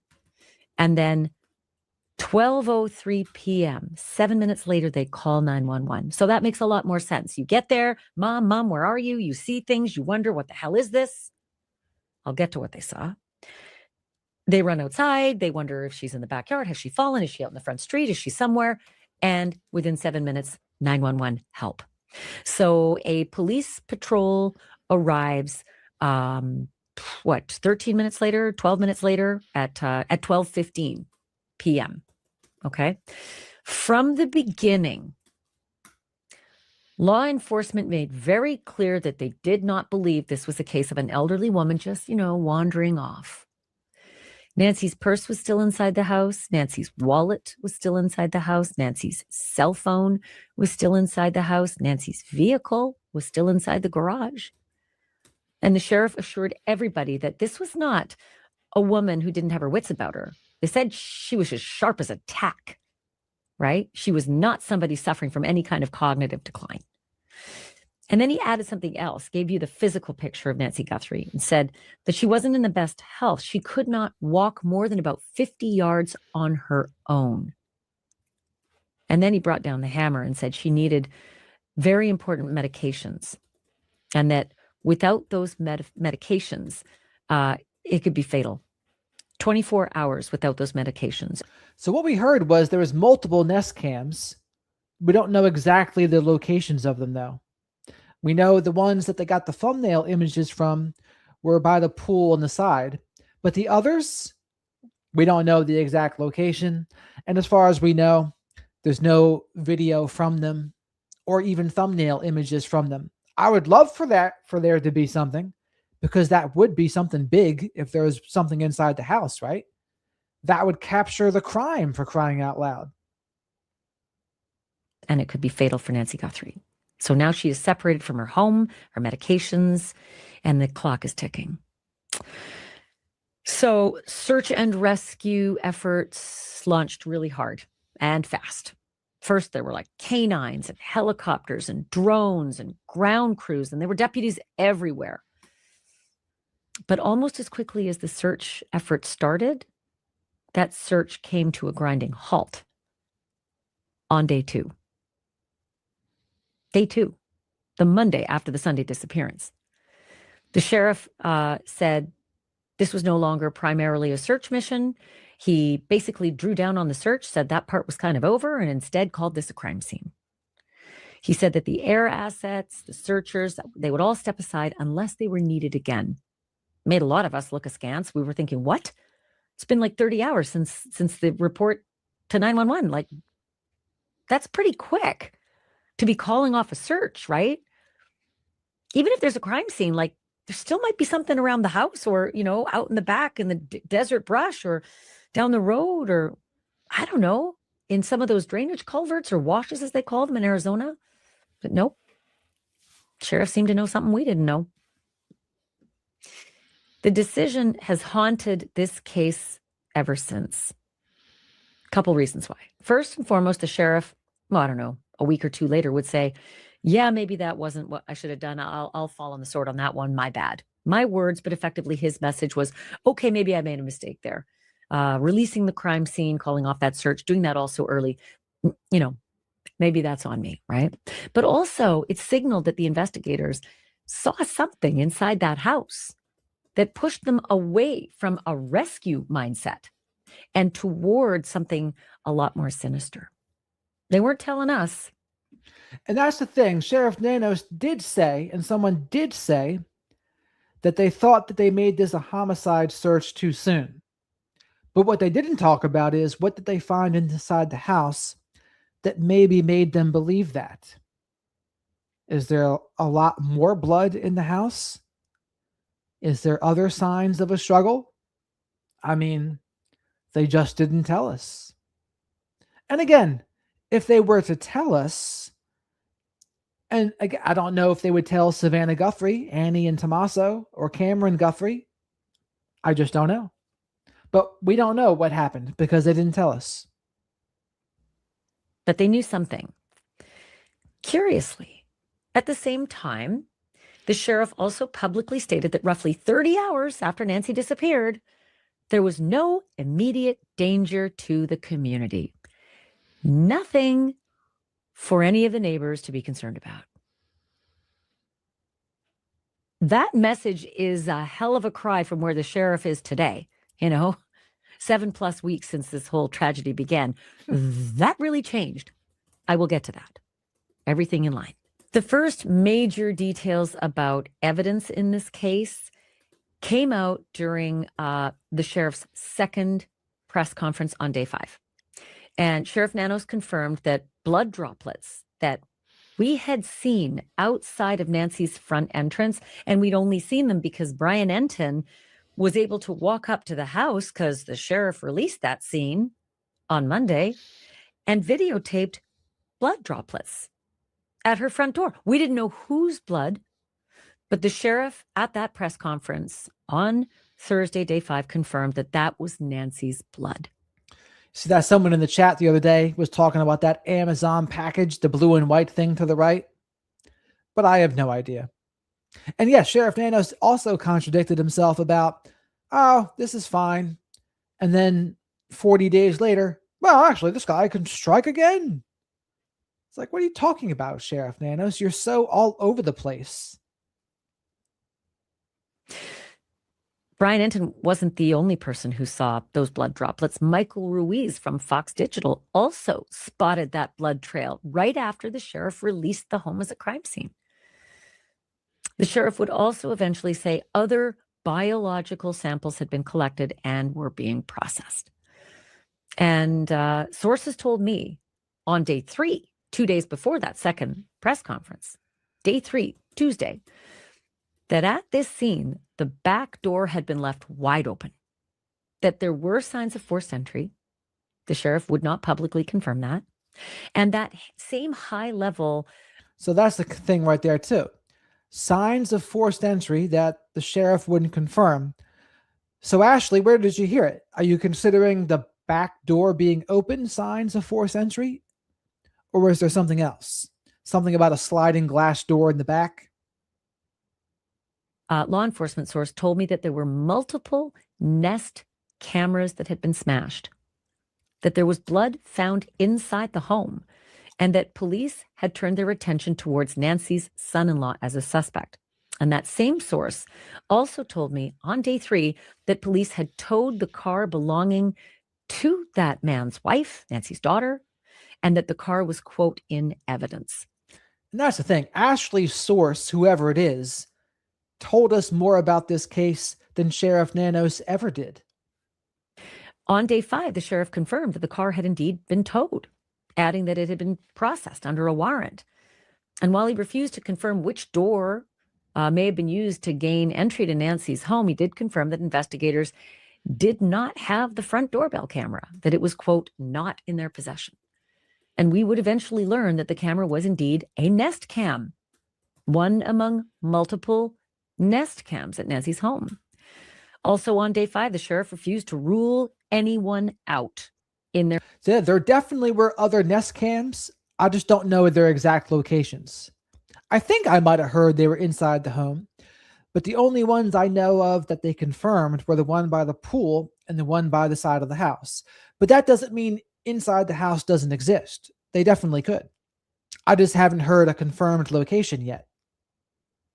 Investigation. In fact, the sheriff said everybody had to be looked at. The Uber driver, the gardener, the pool person, everybody.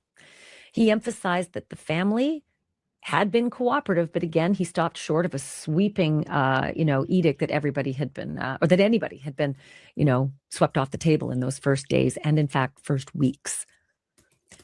Behind the scenes, a so-called ransom letter was sent on day 3 to the national media outlet TMZ and also to 2 local TV stations in Tucson. They also received copies. And that ransom letter demanded $4 million in cryptocurrency with a threat that if that amount wasn't received on a deadline, it would rise to $6 million after the deadline passed. So police said that one ransom communication contained details that appeared to match some of the known facts in the case, like references to things like an Apple Watch, where the Apple Watch was located in the room and in the house, and also a floodlight that was smashed. They took it seriously because of those things, and I know what you're thinking. A lot of the videos showed that the floodlight was smashed, right? And a lot of us keep our Apple Watches, on our bedside table. So was that really such a good reference? Was that really so critical? Was that really something that should lead us to take those ransom letters seriously? Well, they did. FBI and local law enforcement alike. Here's the problem, and it's a critical problem. There was no proof of life. There was no established communication protocol. There was no continued verified contact after that original letter came in. But later, more messages surfaced, seemed a little different, but they included one that demanded a single Bitcoin, which amounts to about tens of thousands of dollars. And still later, even more communications, swapping out the kind of cryptocurrency being demanded, right? Kind of sounded like people were just piling on, scammers from overseas, the ones that have millions of dollars. Michelle, thank you so much for the super chat, Michelle. She says, thank you for all the hard work you do. It is my pleasure to talk to the flock of black sheep here, have a couple chuckles, and then talk to you all with Dr. Salerno and watch Brian Nitton and comment on Ashley Banfield, Tony Bruschi, Law and Crime Network, Dr. Grande, all of them. It's a great time. So thank you very much, Michelle. I really appreciate your support.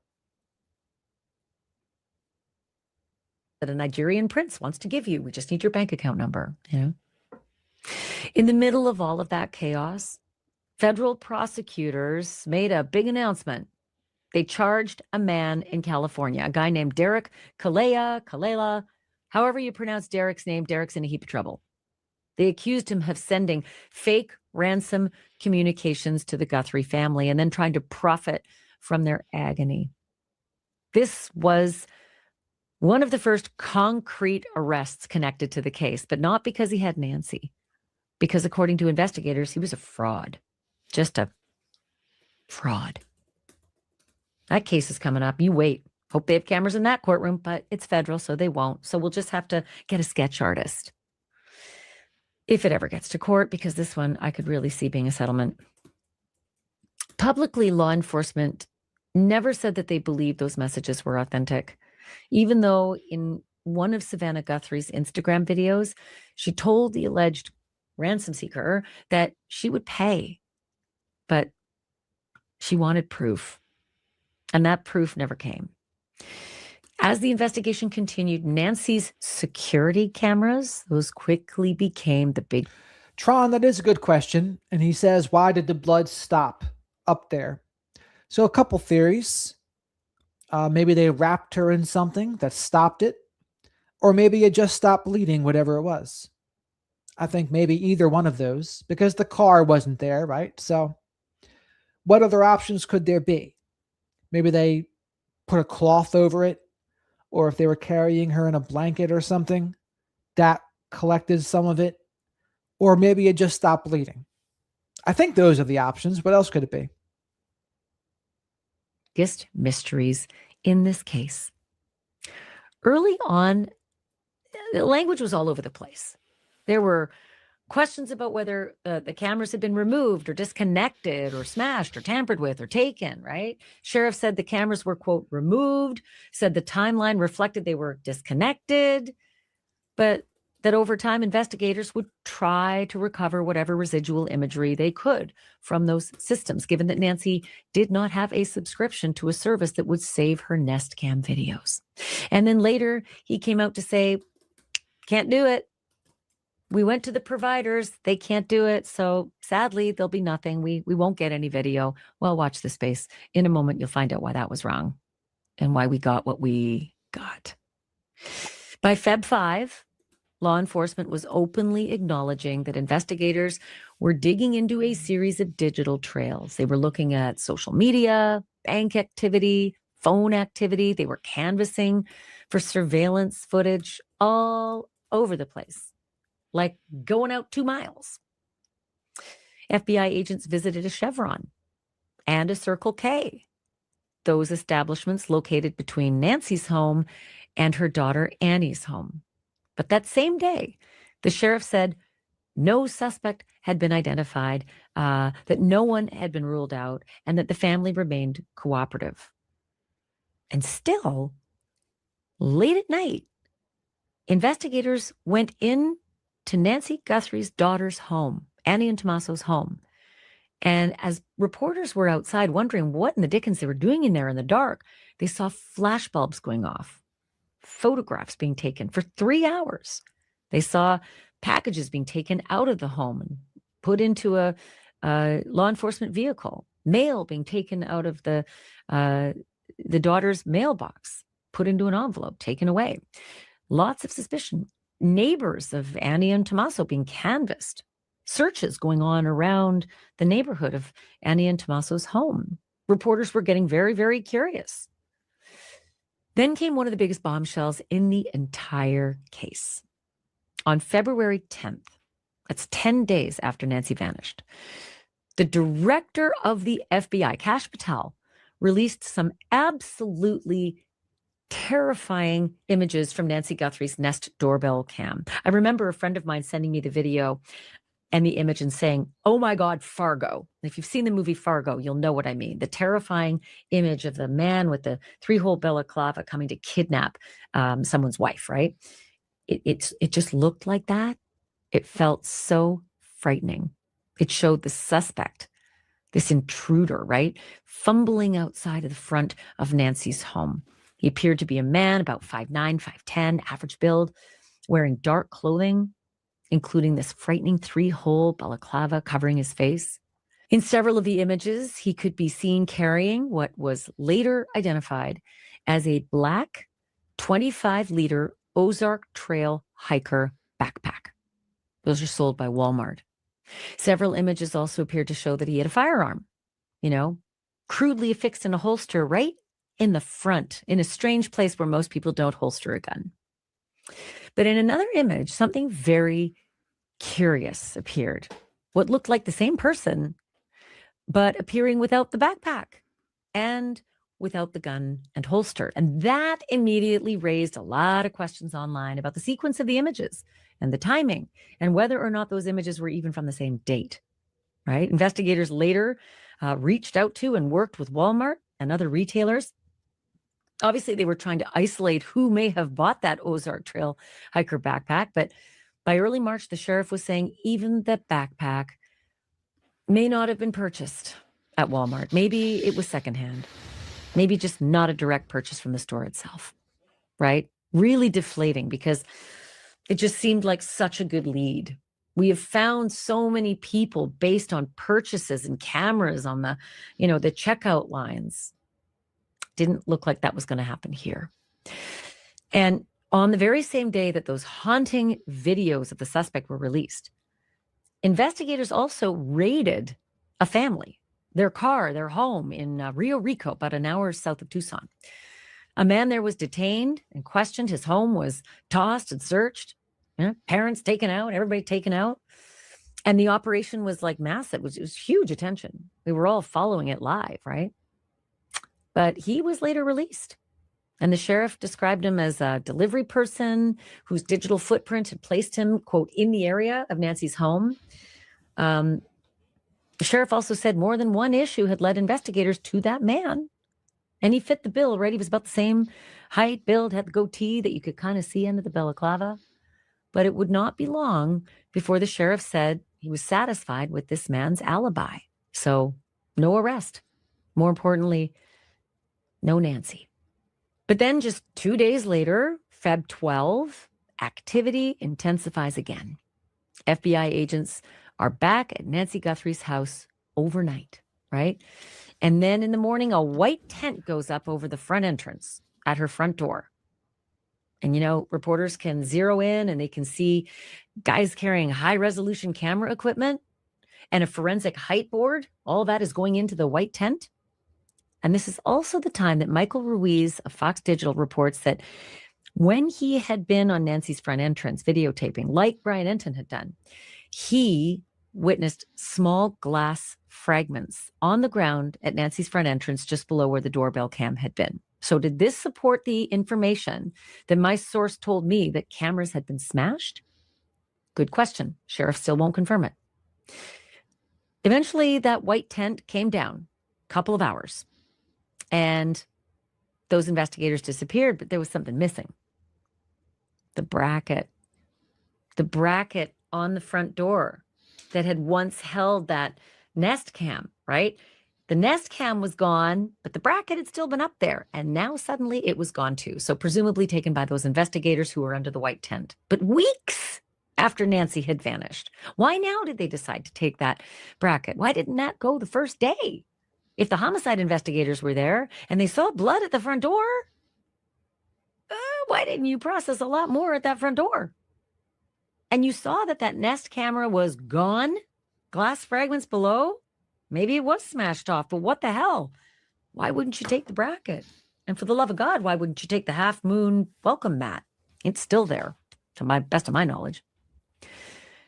Then police made a very broad request of Nancy's neighbors. They asked for doorbell camera video and surveillance camera video from all of the neighbors within a very wide range of dates and going out a couple miles.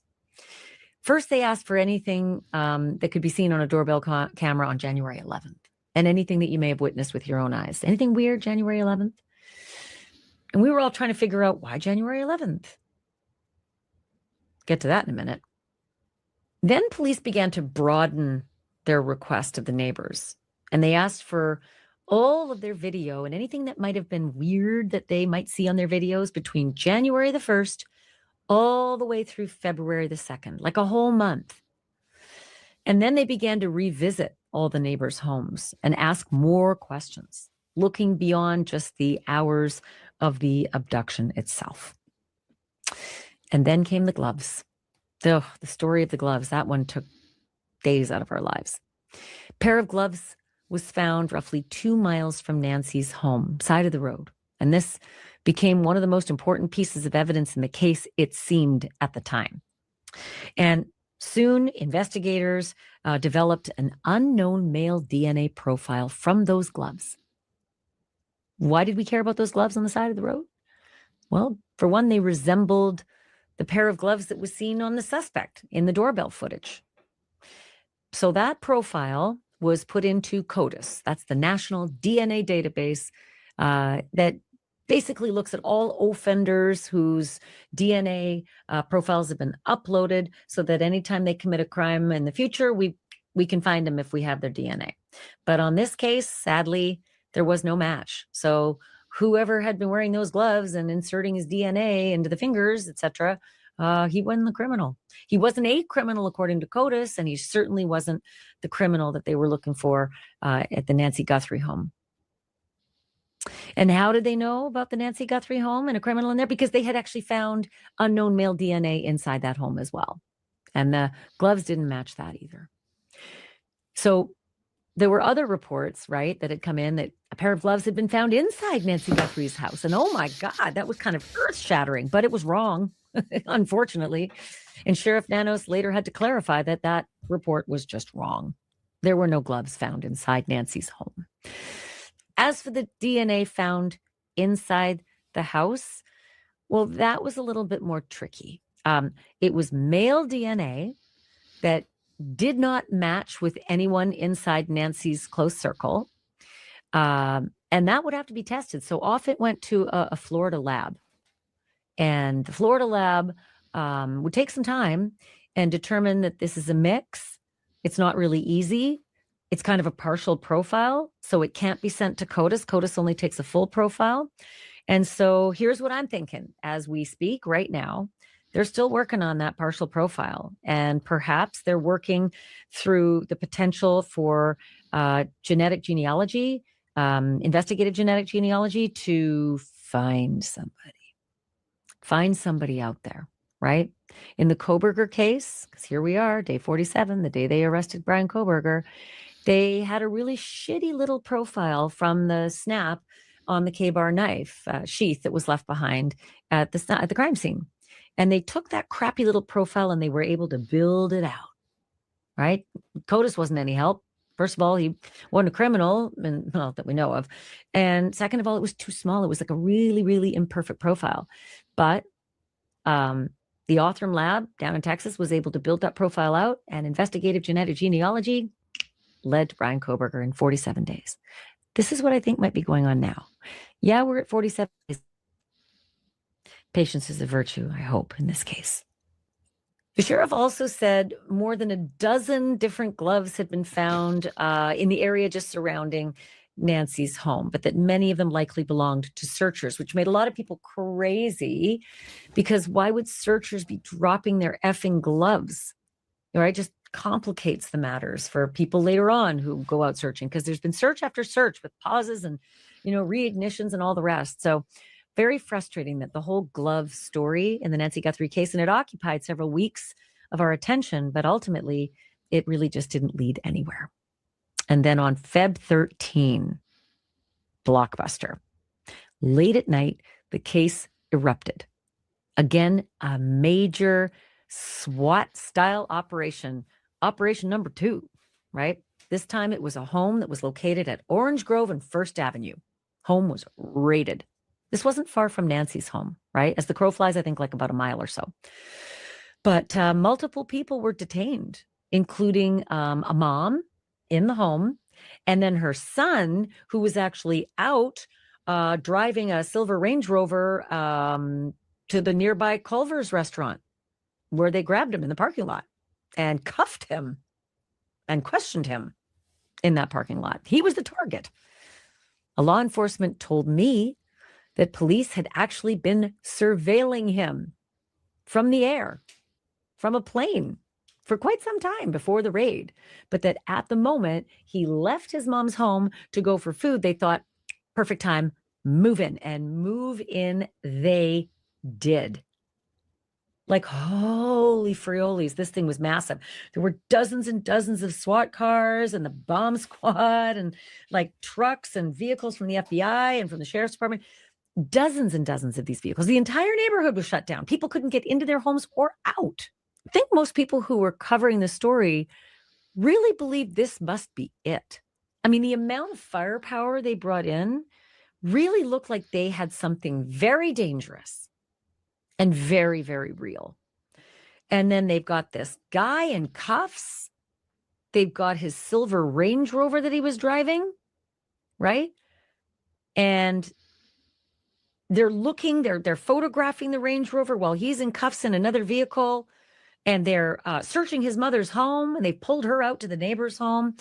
And something really weird happened that made all of us watching live think, oh my God, maybe there's a body in that Range Rover. They wouldn't let the press get anywhere near, but all the investigators were photographing every aspect of the silver Range Rover through the windows and all the rest. And it looked very dirty. The car looked very dirty. But they decided to pop the back, trunk. They decided to pop pop it open. But they didn't just do that. They actually put up privacy screens on either side so that the press could not see what was inside the vehicle when they opened the back hatch. And in all my days of doing this, privacy screens are typically for one thing, because there's a body and you want to offer dignity to the body. Yeah. And so many of us assumed, oh my God, there's a body in that Range Rover. This all has to do with the Nancy Guthrie case. This is horrifying. And then they put yellow paper over the license plate. They loaded that thing up on a flatbed truck, and they put it on the flatbed, and then the police towed it away. But this guy, my source said, was targeted for this raid and for this questioning and for being detained because he had a criminal background in trafficking, and that there was a very, very specific tip that led police to him at that home. Again, the Range Rover he's driving, they thought at the time it had something to do with the trafficking that he used to do, or still does, don't know. But it was shielded from view. We just never saw what was inside it, right? And in the morning, for those who stayed up till 4 a.m. and couldn't stay up any longer, they wondered if they'd wake up to Nancy's case being solved. But that was not the case. In the morning, the news was really just disheartening, I guess. No arrests, no sign of Nancy. The raid was a bust. And weeks later, the people who were connected to that raid, the mom who had her house searched, the guy who was in the silver Range Rover, who was yanked off and put in cuffs and thrown in a car and questioned, right? Detained. Weeks later, the people who were connected to that raid, the mom whose house was raided, her son who was picked up at the Culver's restaurant parking lot, his Range Rover towed off, They had been under so much public scrutiny. They had been publicly assailed online, people accusing them of doing awful things, even though there was absolutely no evidence or sourced information that said they were connected, other than there was a raid that produced nothing. Yeah. It was so bad that they publicly announced they had no link to Nancy Guthrie, that they, like us, felt horrible for her and wanted the best for her and wanted her to be found. They had no idea why the police landed on their doorstep and questioned them. By mid-February, the public learned that the investigation now had gone very high-tech. Detectives confirmed that they were using something called a signal sniffer in an effort to try to find Nancy's pacemaker, because a pacemaker will continue to send out a signal, right? It's basically reaching out for its connection. And Nancy's was connected to her iPhone. So when it gets separated, the pacemaker continues to look for the iPhone, sending out a hello and waiting for a handshake, you know? So the signal sniffer was going out to see if it could send a handshake down to find that specific address of that pacemaker, because alive or dead, God forbid, but that pacemaker would still be ticking. It would still be working for years. So it's something called blue fly, Bluetooth, and Wi-Fi signal detection, the technology, and it's from Parsons Corporation. And that tech was used during helicopter and ground search operations beginning in early Feb. And it's good. Like, it can detect electronic signals from like 800 to 1,000 feet away. So, yeah, flying around looking for that handshake, sending out a hello and waiting for an answer from the pacemaker. To our knowledge, there's just been nothing, right? They didn't have any success. At the same time, FBI investigators were out there on foot, canvassing the local gun stores all around Tucson. And in some cases, they carried with them long lists of names and pictures. Some reports said up to 40 names and photographs. And the store owners and the workers in those gun stores reported to the press interviews saying that the agents had asked them if anybody with those names or resembling those photos had been in the store or had tried to purchase any weapons from the store. And sadly, none of those folks could say that they recognized any of the names. And as much as they wanted to help, the pictures and the names just didn't help, and they couldn't come up with any answers there. And what's frustrating here is that when the sheriff was asked about that, he said to the reporter who asked, well, that's a lie. Those agents haven't been out doing that in those gun stores. Well, it had already happened, and the press had already seen it happening. So, guffaw. Then Mexico came laser focus into the story, right? Early in the investigation, the sheriff had publicly said, by the way, if you're still here, please remember to like the video. Likes are free. Leave your DNA on the like button and subscribe to the channel if you're not already. Coming up on 40,000 subscribers, which would be a pretty cool benchmark. And thank you very much to everyone who's been supporting the channel so far, leaving super chats, becoming a member, sending super stickers, and just overall participating in the flock of black sheep. I'm very appreciative. That they had no evidence that Nancy had been taken south of the border. But then later, the federal law enforcement sources told reporters, several different reporters with several different sources, that the FBI had, in fact, been in contact with their Mexican counterparts to ask about help in this investigation. So Brian Enton went across the border into Mexico, and he found that most folks in that Mexican border town of Nogales had not even heard of the case and had not even heard of Nancy Guthrie. It was just a whole other world over the border. And the attorney general there publicly said their office had received no formal request to help and investigate this case. And no information suggested that Nancy was there. They said that they'd spoken to their federal authorities from that province in Mexico. They'd gone to the feds and asked about it. They said they'd had no discussions, from the provincial level with the American authorities. So Maybe it was a question of the federal authorities in Mexico. Maybe they'd spoken with the federal authorities in the US, but it didn't seem that the provincial authorities were part of any of that. That was their message to us anyway. So even the Mexico angle of the Nancy Guthrie case became another example of the case having public contradictions and partial disclosures and a lot of uncertainty. In the first few weeks of this case, the sheriff announced that there were upwards of 400 different people involved in this investigation, both local and federal, right? Put them all together, whether they're foot patrols or administrators or, lab, whatever it is, there were over 400 people who were working that case. And that there were more than 40,000 tips that had come in at one point at the apex of this case. Both the FBI and the local sheriff, they had received more than 40,000 tips.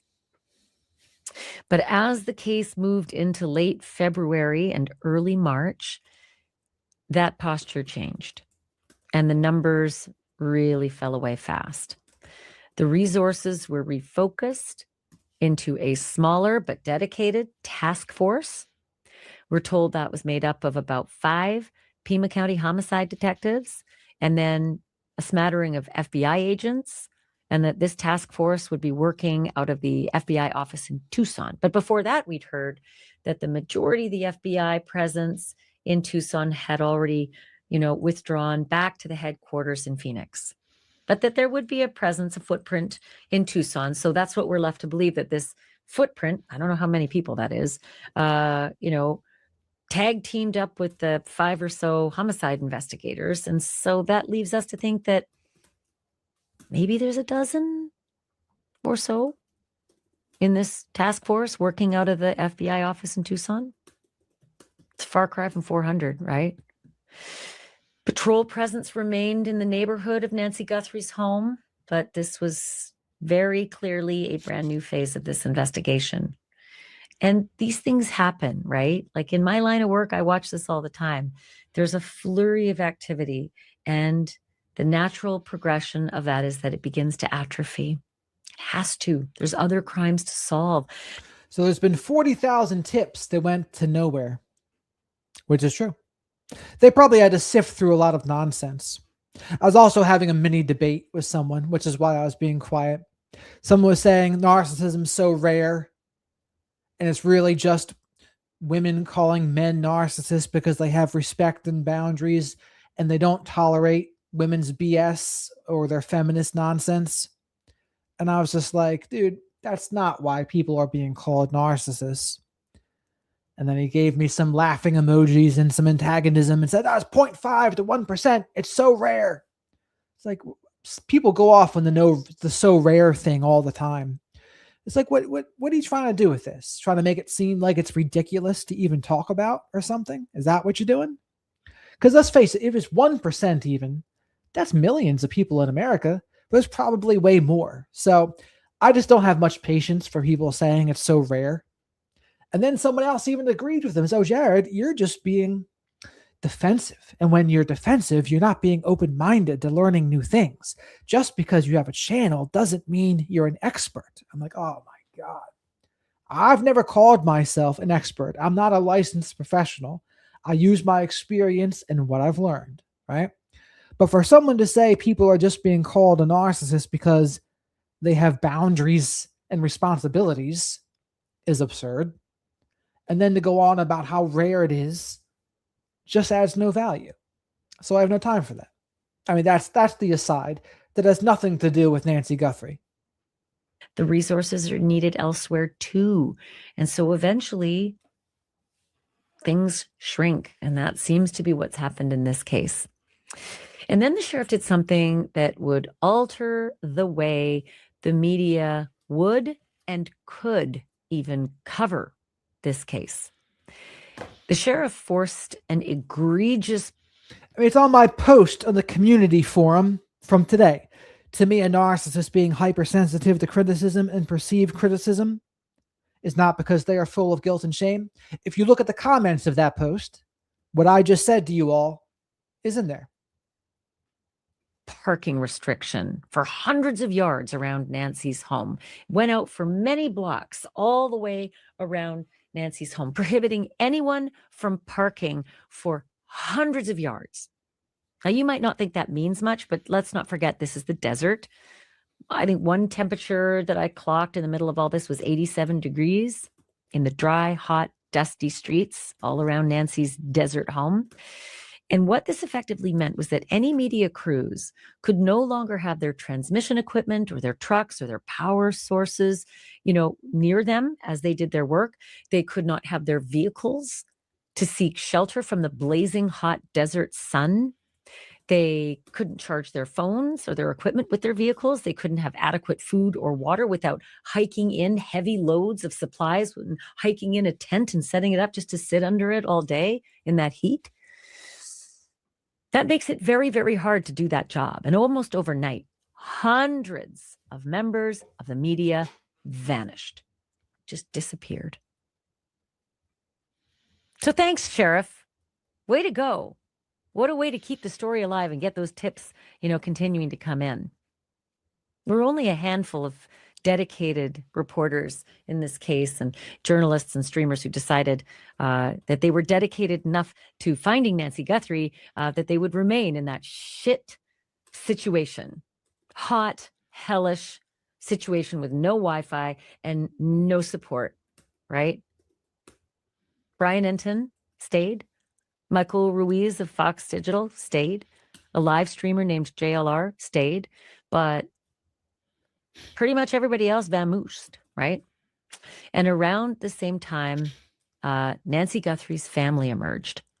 This was a moment that was pretty, I don't know what the word is, but it was overwhelming. It was very emotional. It was extraordinarily sad. This is a good question, actually. What is a distinct female narcissistic behavior that male narcissists don't have? There is no distinct behavior that is exclusive to women, but what I will say is women are much more covert in their narcissism than the average man. Of course, men can also be covert, but on average, I would say most women that are narcissists are covert.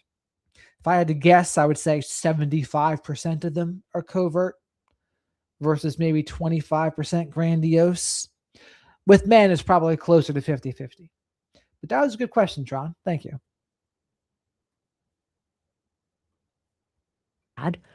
The family, including Savannah, her sister Annie, Annie's husband Tommaso, the three of them arm in arm publicly came out of the house and visited the Yellow Flower Memorial that had been building at the foot of Nancy's driveway. And they walked very, very slowly, captured by only a couple of the people who were still there to videotape this, including Brian Enton. And Annie could be heard crying audibly as she and her husband and her sister put their flowers down on this memorial and also left a card that was addressed to Mama, saying that their hearts were broken and that their love still... Well, we are coming down the home stretch here. There were 47 minutes of 56. It's lagging. burned bright. And then just days later, Savannah returned to New York and briefly returned to the studio that hosts the Today Show and told her colleagues off camera while giving them lots of hugs that photographers were able to sort of capture from the outside window. She told them that she was still standing and that she was still hopeful and that she was still trying to find a way back, whatever that way would look like. But even as the investigation narrowed operationally, investigators were still out there and could still be seen by Brian Enton and Michael Ruiz and JLR working in the neighborhood. In early March, FBI agents and violent crime task force personnel were back out again, canvassing door to door. And the news was finally released that one of the gloves that was found near Nancy's home eventually traced back through DNA to a local restaurant employee. And according to the sheriff, that employee had nothing to do with any of this. I still wonder how they found that restaurant employee. They must have had a local criminal record with fingerprints or something, or else how would they have attached that glove to him? And I'm assuming it's a him. Was not part of the investigation. It just seemed like every moment you think something might yield, I don't know, a good lead that might take you to a resolution, it just halted and it was dashed. One development after the other dashed, right? Then in late and unsettling development, investigators began looking into the possibility that there was a very weird internet outage or other electrical disruption the very night that Nancy was taken, right around the same time. Sheriff Nanos confirmed that investigators were looking into a timeline in which Nancy's neighbor's Wi-Fi went out and power was disrupted, again, right around the time she vanished. One neighbor that lives within eyesight of Nancy's home even reported that their dog was behaving in an agitated way in the middle of the night, something that was very uncharacteristic. And I should tell you that every time that we heard investigators were out canvassing neighbors, the neighbors weren't always talking to the press. But after about 5 weeks or so, 6 weeks, they started to. And some of those neighbors told the police that investigators asked them specifically about January 11th. So one thing I can tell you about these investigators returning. Yes, folks, Shadow the Night Owl is on life support. He needs his Narcan. Corey Richards' mother poisoned him with fentanyl. He needs to build the funds for freaking Narcan. Also, subscribe to the channel if you're not already. We should be able to get at least 300 here. 300 likes. Very doable. Over and over again. We never really knew what it was that brought them out over and over again. But Brian Enton reported that neighbors finally said to him that investigators actually were asking about January 24th as well. That's a week before Nancy vanished. January 24th, they were being asked, did you see anything? Have you seen anything? Is there something odd that happened on that day? Very specific, a week before Nancy vanished. And that would be like the Saturday, Sunday, right? January 24th is right there in the middle of the weekend. So that's interesting. Then Michael Ruiz from Fox Digital reported that 2 law enforcement sources told him that January 11th was a specific date that investigators were asking those neighbors about, because January 11th, they said, was the date of the photograph that we've seen of the suspect on the back porch, not wearing the backpack, not wearing the gun. Back porch? That's the back porch? Why am I thinking that's the front porch? Has anyone heard that was the back porch before? Or did she just misspeak? Many of our sources told us that that picture was taken at a different date than the other pictures where he's wearing the backpack and the gun, the video. But we didn't know what date. We didn't even know if maybe it might be just a few hours earlier. So the date before. But now Michael Ruiz says 2 law enforcement sources says this was January 11th. This image of the stalker, of the suspect, 2 weeks before the disappearance. That's the image that Ruiz's sources say was taken on that day. So put it together now. January 11th, 2 weeks before Nancy disappears on the weekend. That's when the image, according to Ruiz's sources, is taken of him without the backpack, without the gun.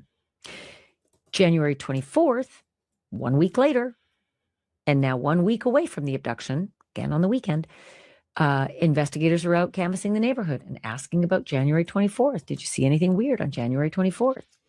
Which makes you wonder if this monster was casing her weekend after weekend to see what her Saturday night pattern, Sunday morning pattern was. And now 6 weeks into the case, investigators have reportedly recovered new thumbnail images from multiple motion-activated cameras that are stationed around Nancy's home, right? Including cameras pointed at the pool, backyard, side yard, and all 3 property cameras, including that front and the driveway. But Investigators said that the images they got, perhaps from the scratching process that the FBI said that they were working with Google to effectuate, like the scratching process scratches the video like an onion peel from the back-end servers. The scratching process yielded the horrifying video and images we saw at the front door, but maybe the scratching process yielded these pictures too. But the investigators say, sadly, they just don't show anything that's currently considered suspicious, and that these images didn't capture the critical hours when Nancy disappeared. So even that And that's true too. Those Nest Cam images, not from the night Nancy disappeared. And overall, I just don't know what they're even hoping for at this point. recovery, while, significant, it didn't deliver the breakthrough that yet again we've all been waiting for. Which brings us to where things stand now, right? No suspect. It's a good question. Publicly too. identified. I'm giving some exceptions for Tron here. If you hear what I said, I think everybody has a 1%, maybe of every clinical definition. So we are a little bit narcissistic somehow. I think a lot of people say everyone has narcissistic traits, but I've never agreed with that because it depends on your definition of trait. Like I look at the traits of narcissism in the DSM, the 9 traits of narcissistic personality disorder. And to be considered a trait, it has to be consistent and pervasive. I think what people mean when they say everyone is a little narcissistic is that no one's perfect. That people can be sometimes a little bit selfish, or they can do toxic behaviors, or be sensitive or something. But to me, that's not necessarily the same as a narcissistic trait. So that's how I clarify it.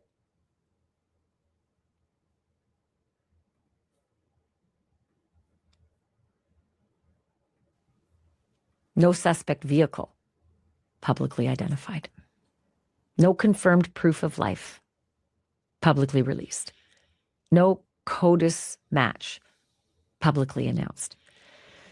And yet, astoundingly, 40 plus days into this case, the sheriff announced that he believes they know why this happened and that it was targeted and that the person responsible could indeed strike again. Let me read you his exact words. Quote, "We believe we know why he was here and have known since day one." Let me read that again. "We believe we know why he was here and have known since day one." Which makes you wonder, why then on day one did he search Annie Guthrie's car? That is an interesting thing for Sheriff Nanos to say, right?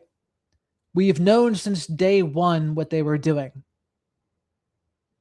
Is he being legit when he says that? Is he being authentic, or is he being just facetious? Or what's another word he might be being? Not to be taken literally. What do you think? I mean, because if they know from day one and they saw something that led them to believe that they knew what the motive was, and Annie's car was taken for so long. Now, granted, there needed to be repairs, so maybe that can explain some of that time. But that's what Ashley's about to bring up here. And then her home, and impound that car for more than 40 days. Why on day 2 did he say there was no threat to the community? And why on day 3 did he take the alleged ransom seekers so seriously? Really, what it makes you wonder is, were there serious errors made in those early days that may impede the investigators' ability to track down the real guy, the real person who took Nancy? Looking ahead, the sheriff says the mixed DNA sample found inside the home could still lead them to a suspect, even as sources say there isn't one person on their radar today, not even one suspect. And even though my source says there isn't enough evidence to scrape together to even get a search warrant, not enough to even get probable cause. Again, that source saying, don't expect any raids anytime soon. He told me that a few weeks ago, and that's played out till today. And this is the part that lingers over everything, because if they really have had a working belief since day one, if they really do think this was targeted, and if they really believe the person who did this could do it again, then it raises the question that has haunted this case from the beginning. What did investigators see inside that house and in those first critical hours that made them shift so quickly from searching for Nancy to simply building a criminal case around her disappearance? Good question by Ashley there. So real quick, the 9 traits of NPD: grandiose sense of self-importance, preoccupation with fantasies of success, power, or perfection, believe they are special or unique, require excessive admiration, a sense of entitlement, interpersonally exploitive, a lack of empathy, envious of others or believe others are envious of them, arrogant, haughty behaviors or attitudes. Those are the 9. That question still has not been answered publicly, and neither has this one. Where is Nancy Guthrie? If you have any information, the number to call is 1-800-CALL-FBI. I'm Ashley Banfield. Thank you so much for listening and for watching. And remember, there's a members only Q. So make sure you check out Ashley Banfield's channel. Support her work. Like I said, she's a friend of the channel, just like Brian Etton's a friend of the channel. But anyway, that's really all I had for you. We've had a long double stream today. The first one was Dr. Salerno. We talked for almost a couple hours, answered some cool super chats. So thank you everyone for all the support on both streams today. People have been troopers around here. No, Tron, the sheriff is probably not a friend of the channel because I called out his narcissistic behaviors in his 2016 interview too, so he's probably not. So yes, make sure you like the video if you're coming in or you're on the way out here. Subscribe to the channel if you're not already as well. And you can say hi and bye to the flock of black sheep here in the live chat. Thank you, Jensky, George, Lindsay, Christy, Tron, Rooster, She, Atlanta, User, investigate the BDSM group in Tucson. Yeah, I heard something about Tommaso being in it, but I haven't seen it confirmed. You got it, Teresa. How many are we at, Rooster, if we're not even at 300? Holy mackerel. One Tennis, welcome. You got it, text mess 295. Surely out of the 977 people here, 5 of you can find it in your heart to like the video, to get Shadow the Night Owl's Narcan. Corey Richards' mother poisoned him. She said, night owls keep me awake. And since I'm selfish and have impaired empathy, I'm going to feed Shadow the Night Owl fentanyl. What a witch. The Wicked Witch of the West.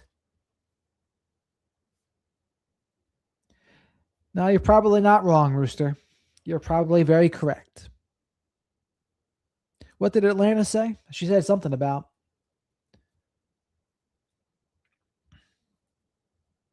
I left a true narcissistic husband. He abused me in every way possible, yet thought he never did anything wrong. That sounds exactly like a narcissistic person, Atlanta. Atlanta Foodie Reviews. Maybe they have a channel. Check her out. Support a friend of the channel here. And that's what they do, though, right? I made a video tonight about how a good sign you're with a narcissistic person is you constantly feel like you're inadequate or you're a terrible person. And this happens because they antagonistically criticize you. And they do that to devalue you. And they get a dopamine rush from doing so. They enjoy putting others down, and you might be tempted to defend yourself or prove yourself to them. But that would do no good because all they would do is move the goalposts or twist and distort what you say. And it's a never ending crazy thing. 303. There you go, Brewster. They found it in their hearts to get Shadow the Night Owl his Narcan. Whoever said the flock of black sheep wasn't generous, right? I love it. Shadow will survive another night. Thanks to the chat. Thank you, Dana. Thank you, Tron. Thank you, George. Rooster. D. Thank you, D. Jensky. Yes, I will rest easy that Shadow the Night Owl is okay for the night. Absolutely, Christy. They certainly do. I do my best to give people clarity. Leanne, I didn't know you were here. Have a great night. Patricia, thank you very much, Patricia. You have a great night too. One Tennis, have a great night. Teresa, have a great night. User Q, have a great night. Atlanta Foodie Reviews, have a great night. You too, Lindsay, have a great night. Oh, just getting started, so there's no better time than now, they say. Underdog, have a great night as well.